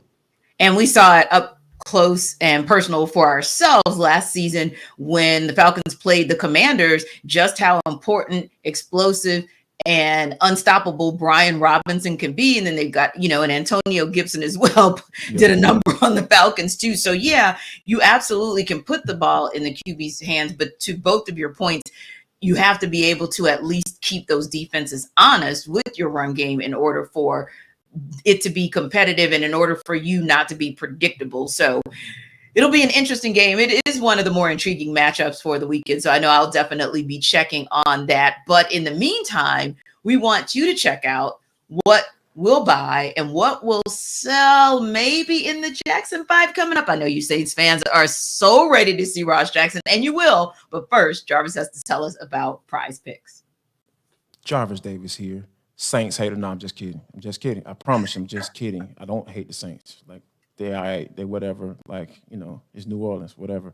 Anyway, Prize Picks is the most fun I've ever had, guys. Winning up to 25 times my money this football season. You just select 2 or more players, pick more or less on the projected stats, and place your entry. So, yeah, y'all got all that information about, how you feel about your team and all that stuff in the Saints. Bet the over on Derek Carr in. Bet the under on interceptions. Yeah, do that. Put your money where your mouth is because that's when it matters. So, yeah, go ahead and do that. Go ahead and test your skills out. Test your team and see if you can turn $10 into $250. All you got to do is just do a few taps. Hey, find Derek Carr, see where he is, see what that over-under is on that number, and bet the over. Go with it. Yeah, I need y'all to do that. Go win some money. Because all you got to do is go to prizepicks.com/LockedOnNFL. That's prizepicks.com/LockedOnNFL and use code LockedOnNFL for a first deposit match up to $100. That's all you got to do. LockedOnNFL. Drop the code in, prizepicks.com/LockedOnNFL. And plus, guys, Prize Picks has got you covered. They're going to do everything they need to do so you can get you some money. Daily fantasy sports made easy by Prize Picks. And who doesn't need a little extra cash? We definitely appreciate that, especially the people in New Orleans, because Jarvis seems to think that our city is stinky, not good. You got comments and commentary. Bourbon Street is a little stinky. Yeah, I'm coming for you if you keep it up. Smell a little bit. That's all. Yeah. That's now, all. Kyle, you guys are welcome to go in on the Saints all you want, but the millisecond you cross the line and go in on my city, it's going to be a problem. And you know what? I know Ross has my back on that one. But anyway, let's check out, speaking of Ross, he's our Locked On Saints host, president of all things Locked On NFL. He is Ross Jackson, and he's here with this week's Jackson 5.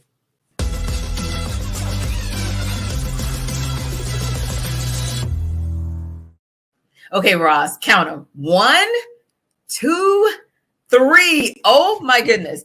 Are there really 3 teams in the NFC South that are 2-0? Yes, there are. The Saints, the Falcons, the Bucs are all undefeated so far, but we know all 3 teams are going to have a test this coming week 3.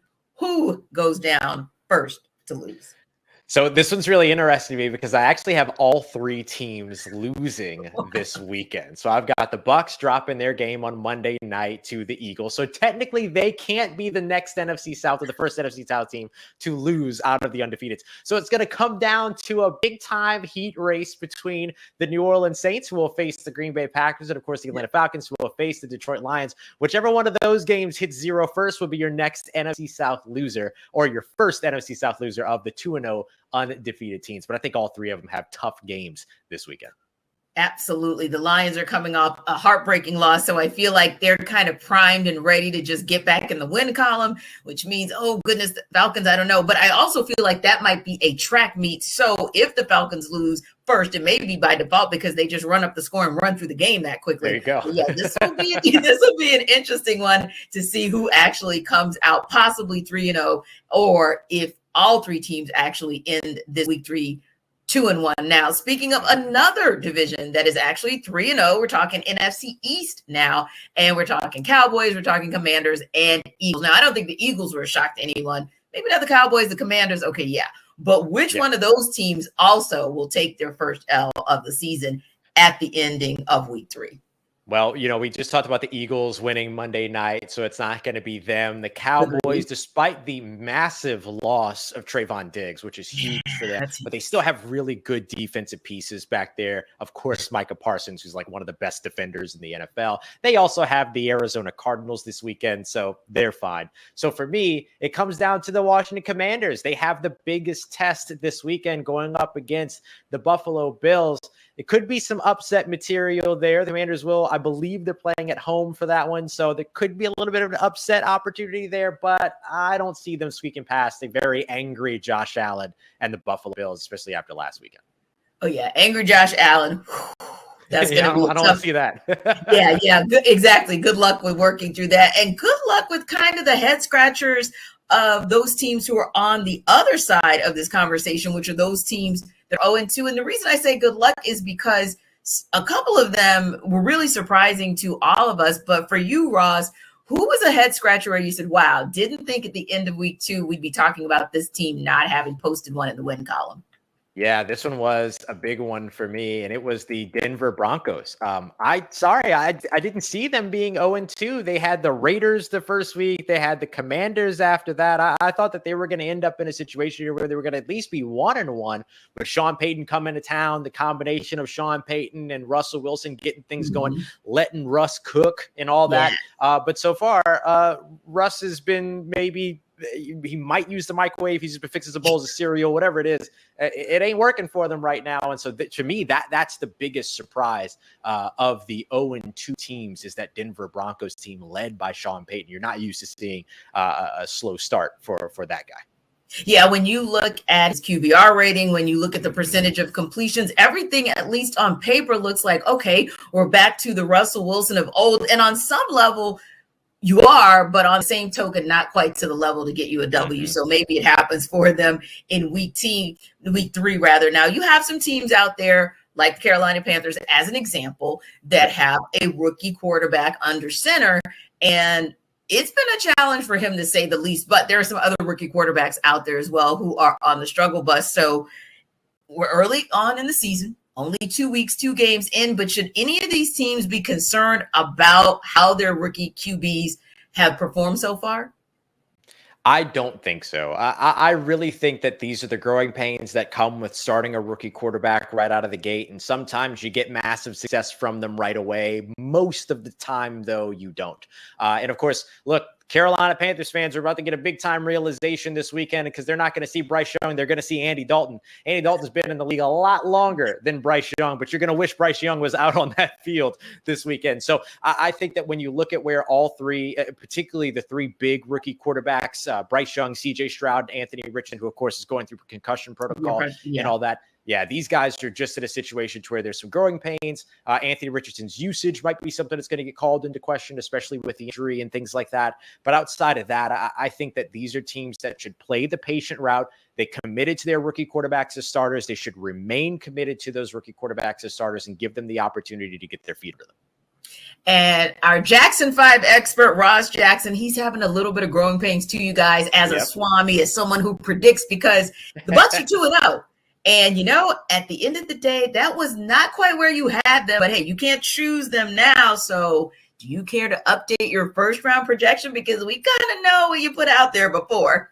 Yep. I went with Tampa Bay Buccaneers. I took my crystal ball back to Bourbon Street. I had them exchange it for me. I got a new one. We're all good. And right now, it's obviously got to come down to either the Arizona Cardinals or the Chicago Bears. My favorite part about these two teams is that they will meet this season on Christmas Eve. So Christmas morning, we'll know which one of these teams has a first-round pick under the Christmas tree. That's probably going to be one of those teams that's going to end up as the first overall selection in the 2024 NFL draft at this point. I'm sorry, Bucs fans. I'm sorry.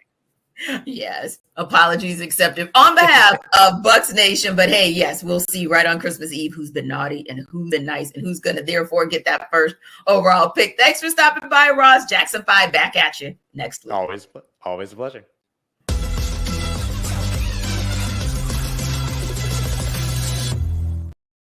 Hey, Kyle, I want to start somewhere that I thought was interesting. And I know you guys have reaction, but there are a couple questions I wanted to ask. One for Kyle, one for Jarvis. So Kyle, one of the things that Ross mentioned was the play of the rookie quarterbacks. Now, honestly, we know Anthony Richardson's down because of concussion protocol. And we also now know that Bryce Young is officially not going to go this weekend. But in looking at what they've been able to do or not do from this class of the quarterbacks from 2023, right? So Bryce Young, C.J. Stroud, Anthony Richardson, Will Levis. And then you look at 2022, Brock Purdy's up here, but we talked about Sam Howell a little bit. We talked about Kenny Pickett, Desmond Ridder, still kind of to be determined. And we still have not had any real sightings of Malik Willis. Looking at class of 2022, looking at class of 2023, where's your surprise and which team should just stick it out and just stick with their guy? Well, I don't think it's a surprise that you look at the group that had 3 first-round picks and you feel better about that class in its totality, which was this past year's group, because, look, Bryce Young's working with both hands tied behind his back as far as the receiving core that's available. They've had major injuries on the interior offensive line. I know both their guards right now are down.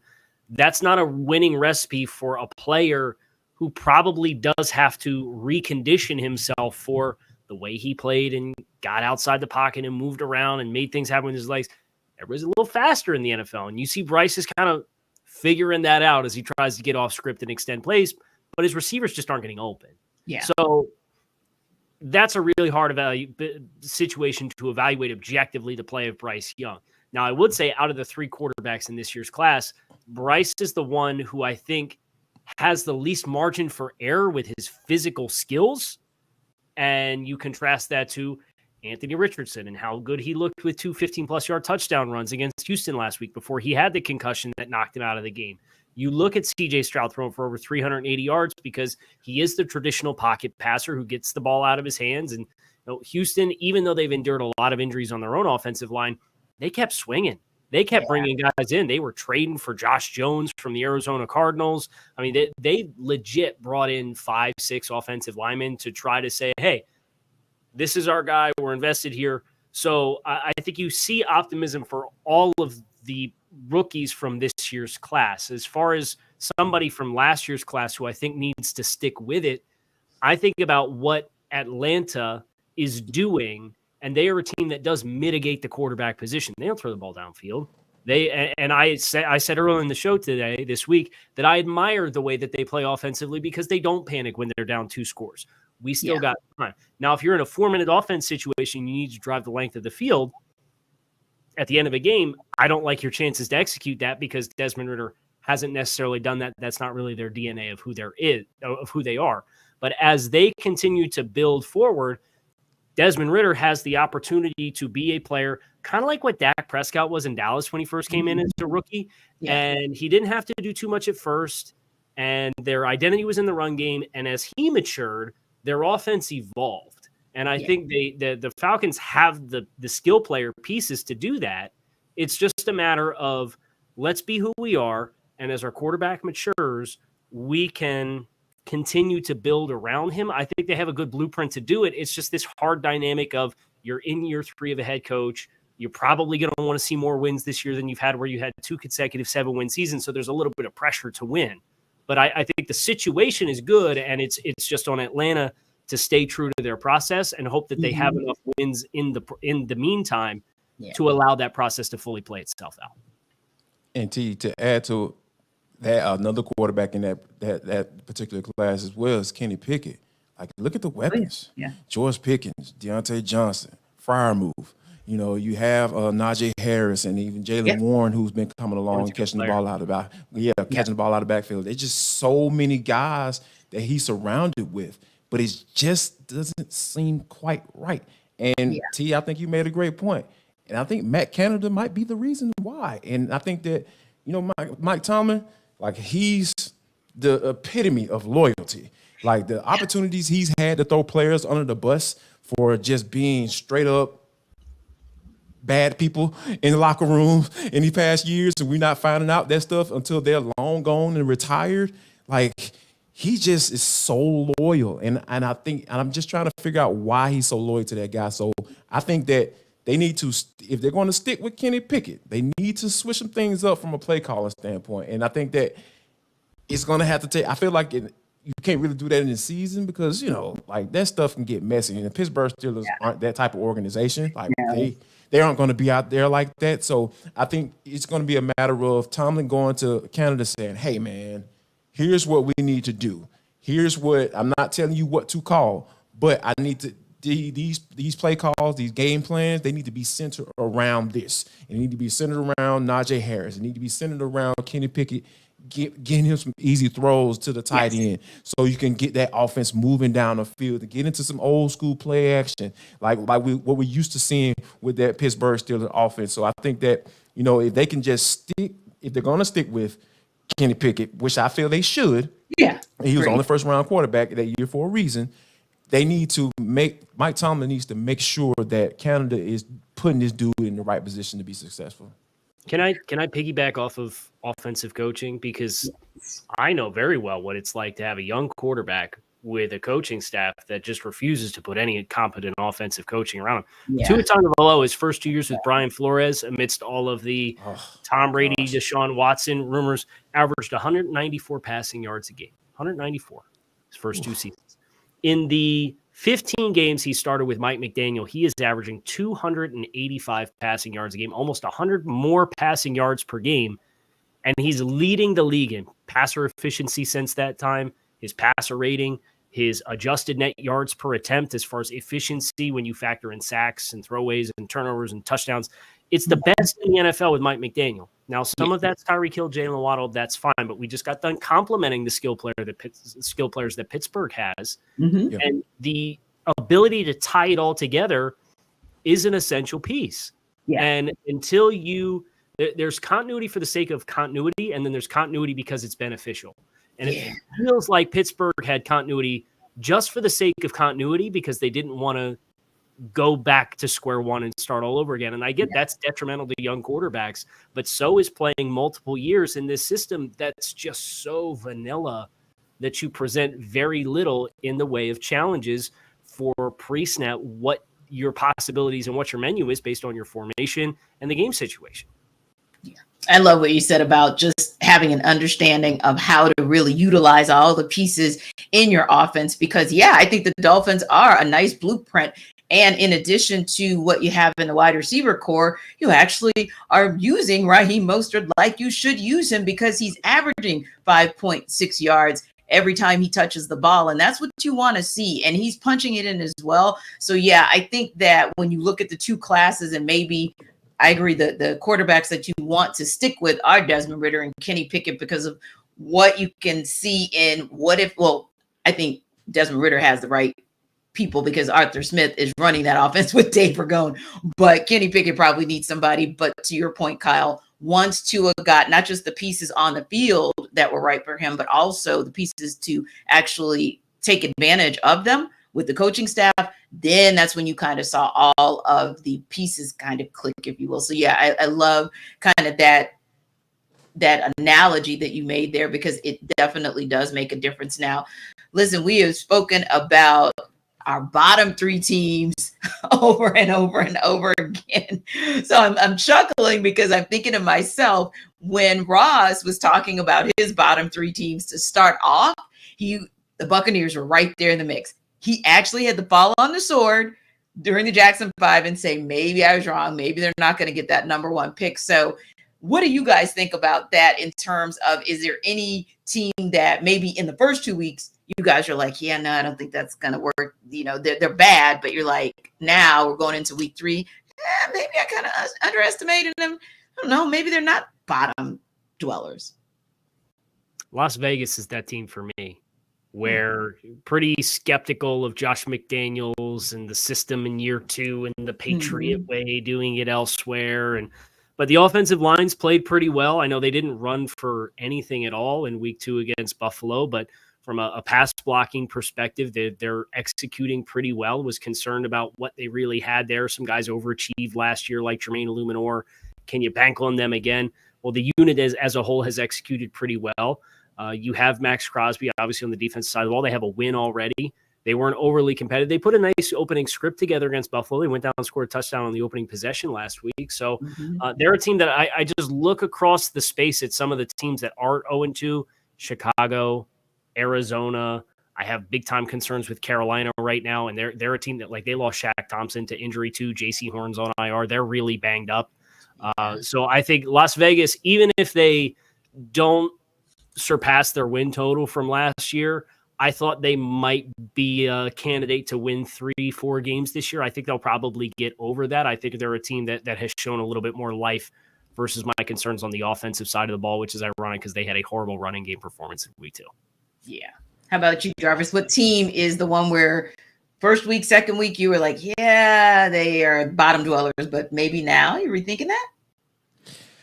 Ooh, wow, this is an interesting one. Because I coming into the season, I thought the Patriots were going to be, that type team because it just, like, with all the bad, drafting on the defensive side of the football with Bill Belichick, it just seems like, hey, it just can't figure it out. And then, deciding to put a defensive coordinator, and offensive coordinator and with a young quarterback, on top of that, compounding that error. It just seems like, and bringing in a guy like Bill O'Brien, like I called him the stabilizer earlier on, so I'm going to give him a little bit more credit as well, too. It just seems like, hey, they're starting to look like the Patriots a little bit. They are looking like a team that, hey, they can come out there and say, you know what, you're going to have to beat us today. We're not going to beat ourselves.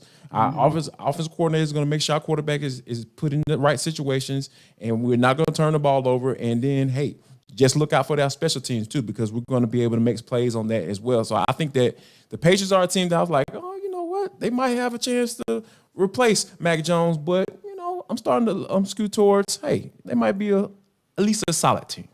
Yeah. We'll see after both teams play week 3, we'll see how they do, and we'll see if we're putting them back in as bottom dwellers. Now, it's the final stretch for this NFL Kickoff Live crew, but if you're hungry in the final stretch, you probably want to hear about DoorDash. I don't know about you all, but sometimes I'll be sitting at the house and, I may have eaten dinner maybe a few hours earlier, but I just get that feeling in my stomach, and it's just like I'm hungry. I know I'm hungry. And, I've been working out and all that stuff, so maybe it's my appetite. My appetite is going up. So guess what? To thirst that appetite, I go to DoorDash. Yes, I said it right, DoorDash. And sometimes I want to cook, so you can get your groceries. Guess what? You can get them You trusted DoorDash to deliver your restaurant favorites, and now you can get grocery delivered right to your door. I know I don't like grocery shopping because, it just takes too long and all that stuff. You can eliminate all of those issues, all of those concerns, all of those worries by going to DoorDash, because you have thousands of grocery stores to choose from, and you'll find the best in your neighborhood and boost your local economy with each and every order. So get 50% off your first DoorDash order up to a $20 value when you use code LOCKEDONNFL at checkout. Limited time offer, terms apply. Yes, that's 50% off up to $20. No minimum subtotal. That's very important. And 0 delivery fees on your first order when you download the DoorDash app in the App Store and enter code LOCKEDONNFL.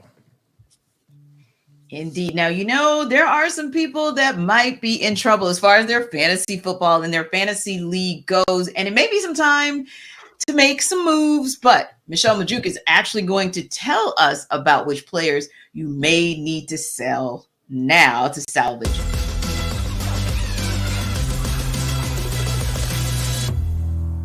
Three guys I'm selling high on that I believe are pretenders, and moving forward, their value is going to decline a bit here. So first up is Dolphins running back Raheem Mostert. I know it's really hard to sell a running back who's getting volume and looking so good, but I fear his fantasy success won't last long. So Mostert has never had more than 181 carries in a single season throughout his career, right? And he's 31 years old now. I doubt this is a year that his body can finally hold up.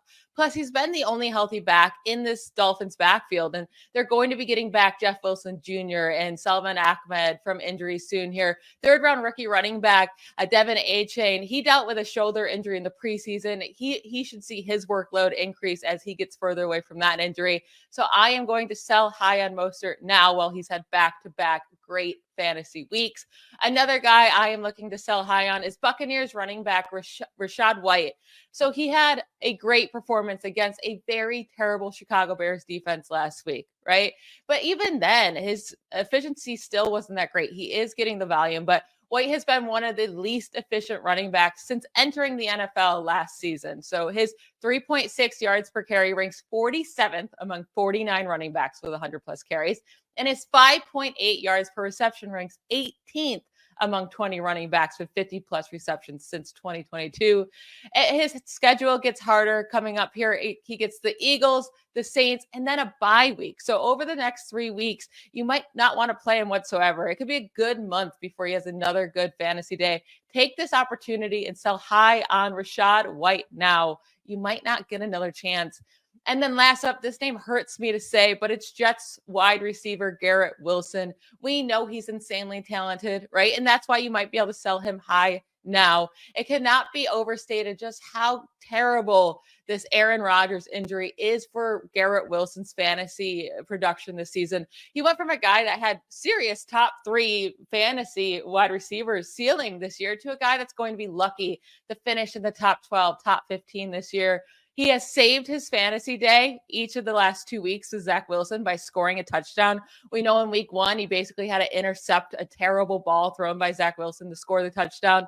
And then last week, he was only able to connect on 2 of his 8 targets with Zach Wilson. And he just happened to take one of them to the house for a 68-yard touchdown, because he's super talented, but he's not going to be able to do that every single week. So I think right now is a great time to sell high on Garrett Wilson. Well, he still has that huge name value, right? And he still has all the talent, but I don't think he's going to be super consistent with Zach Wilson. So this doesn't mean sell him for anything, but go sell him high now while you still can. Wow. Wasn't expecting that, especially when you talked about Garrett Wilson. When Michelle mentioned Garrett, I was thinking to myself, oh boy, because like she said, he's uber talented. But the reality is Garrett Wilson can be as talented as he wants, but he can't get you 6 points if that guy, Zach Wilson, is throwing to him. So thoughts, Kyle, on what he said, or Jarvis, whoever wants to go first, because it's like you guys are chomping at the bit. Yeah, Garrett Wilson is an interesting one because I have him on my team, so there's a little personal connection there. So it's just like, all right, like I really feel like if the Jets don't go out and get someone, because I've always talked about how you can't go back to Zach Wilson because there were so many factors. Because it's from a teammate standpoint, when they were talking about bringing Aaron Rodgers, come on up to New York and all this stuff, and trying to get him to go into his house and visiting with him and all this texting back and forth saying, "Hey, big head, come on down here." So I think it was just too many scenarios or situations where Zach Wilson, regardless of how he plays, like he's not going to be able to win that locker room over. And I think that Robert Saleh needs to go out and go try to possibly get a quarterback to at least be able to compete if Zach Wilson continues to look like Zach Wilson. And we know that he's going to look like Zach Wilson. So, yeah, if I'm very much considering trading Garrett Wilson to see what I can get back in return. I'd fade Rachaad White. I agree with that one. Just again, we talked about Tampa and the teams that they've played and their ability to really accentuate the weakness that we perceive on that Tampa Bay offense and that offensive line. And if we're already sub 4 yards per carry and this was the big breakout game with the touchdown run, anything you get there is probably something I would jump at. I am a little interested to see how Raheem Mostert, his workload is carried. He was the guy down the stretch for the Dolphins last year too. And he ran really hard. He ended up having a wrist injury, I want to say, in week 17 or week 18 against the Jets. And it that kind of prematurely ended his season when they went to the playoffs. But he is somebody who Miami and this offense, he added 10 pounds of weight this offseason, kind of bulked himself up for intention of carrying a bigger workload. And he's still the second GPS fastest time of any ball carrier through the first 2 weeks of the season. So Devon Achane, I know they spent a 3rd-round pick on. He was behind Savon Ahmed all of training camp, so I would not be surprised if he doesn't. Now Ahmed's banged up right now with a groin injury, but I wouldn't be surprised if it takes him a while, Ahmed or Achane, to build into that role that a lot of people envisioned that he was going to have on the team. Jeff Wilson coming back off of IR in the next potentially 2 weeks could provide some kind of ding, but if Raheem Mostert's going to be an RB2 for a fantasy squad, I think you could do a whole lot worse. So he's somebody I'd probably want to see him through just because teams are going to be continued to try to dedicate taking away 10 and 17 on the outside. And when you do that, you're going to get light boxes. And you saw that, the Dolphins were able to big boy the Patriots down the stretch in the running game last week. If it was not for a muffed snap on 3rd and 1, down the stretch, the Patriots don't have that frantic drive to close the game at the end of the game after this field goal because they were running the ball down the Patriots' throats. And you don't see a lot of teams that have the ability to do that. I think they took advantage of how New England was trying to attack coverage, and then you got late in the game, and they just leaned on them, and you hit an explosive run. And in fantasy, all it takes is one. It's 10 points. Absolutely. Yeah. It's crazy. It's absolutely. Now, we talked about this, and I'm going to go back to this just as we wrap up. And of course, you guys, if you have any closing thoughts that you want to talk about, this is the time to chime in with those. But going back to the teams that are 2-0, Cowboys, Ravens, Dolphins, Eagles, Commanders, Falcons, Bucs, and Saints. Which one of those teams can be 1, 2, or all come out 3-0 at the end of week 3? I think the Falcons be a candidate for that because, like I said, I really feel like they're going to go up there with a really good game plan. They're getting potentially can have a guy like Jeff Okudah, a former first round pick, highly touted coming out of Ohio State. Now, granted, he didn't play like that. That's why he didn't end up signing back with the Lions, but there is something there, and we've seen how this Falcons secondary has looked, without him, and it's been pretty doggone solid. So I think that if they can go up there, they have potentially the opportunity to go up to Detroit and, put some points on the board and be able to come out with a win on the road. I think you end up with 5. Obviously, Philadelphia and Tampa Bay play each other, so somebody's going to come out of that unless they tie. Heaven forbid it. We hate ties in this house. We hate ties. I think Philadelphia wins that one. Dallas, the Trayvon Diggs thing's a big gut punch for them, but they're playing Arizona this week. I still think Dallas takes care of business. We already have San Francisco with the Thursday night win against the Giants, and then I think both AFC teams win their games as well, which is Baltimore against the Indianapolis Colts. We don't know who's behind center for that with Richardson and concussion protocol, and then the Dolphins at home against the Broncos. So I think you have Dolphins, Ravens on the AFC side of things, And then Eagles, Cowboys, 49ers on the NFC side of things. I think those are the teams that are undefeated after week 3. Yeah, and I would say I agree with Ross's entire list, but I would also have to take from Jarvis's list of the Falcons as well. I think they're going to pull it out, and they're going to surprisingly be on the side of 3-0. But you know what we're going to do next week, right? We're going to run this tape back, and we're going to figure out who was right and who was wrong, because it's the NFL, and it's been kind of a wacky season already. The fact that we're talking about some of those teams being 2-0, and like we've said earlier, some of the teams being 0-2. Real quick, guys, you got 30 seconds. Kyle, give us your closing thoughts. Yeah, I think this is a really good week to kind of get the sample size where you need it for that middle pack. I think a lot of these 2-0s and some of these 0-2s, a lot of times you got what you thought you did. Some of these teams in the middle ground, you could tell me a team's 22nd, or you can tell me they're 11th or 10th or 9th. And I believe you. You know, you have a legitimate argument. So this is kind of where rubber meets the road a little bit. You get a little bit of separation here. This week should be fun. Jarvis, give us your quick close. Yeah, just the fact that, you know, there are a lot of teams that are going to be tested for the first time this week because of, you know, the uncertainty that's been early on in the NFL season. So it's going to be exciting to watch. Indeed. Exciting. Indeed. We appreciate you guys because we think we're exciting to watch right here on NFL Kickoff Live. Best football talk every single Friday, every team, every game, breaking news. We got it all. I'm your host, Tanitra Batiste, Kyle Krabs, and Jarvis Davis. Appreciate you guys coming back to us each and every week. Have a great weekend.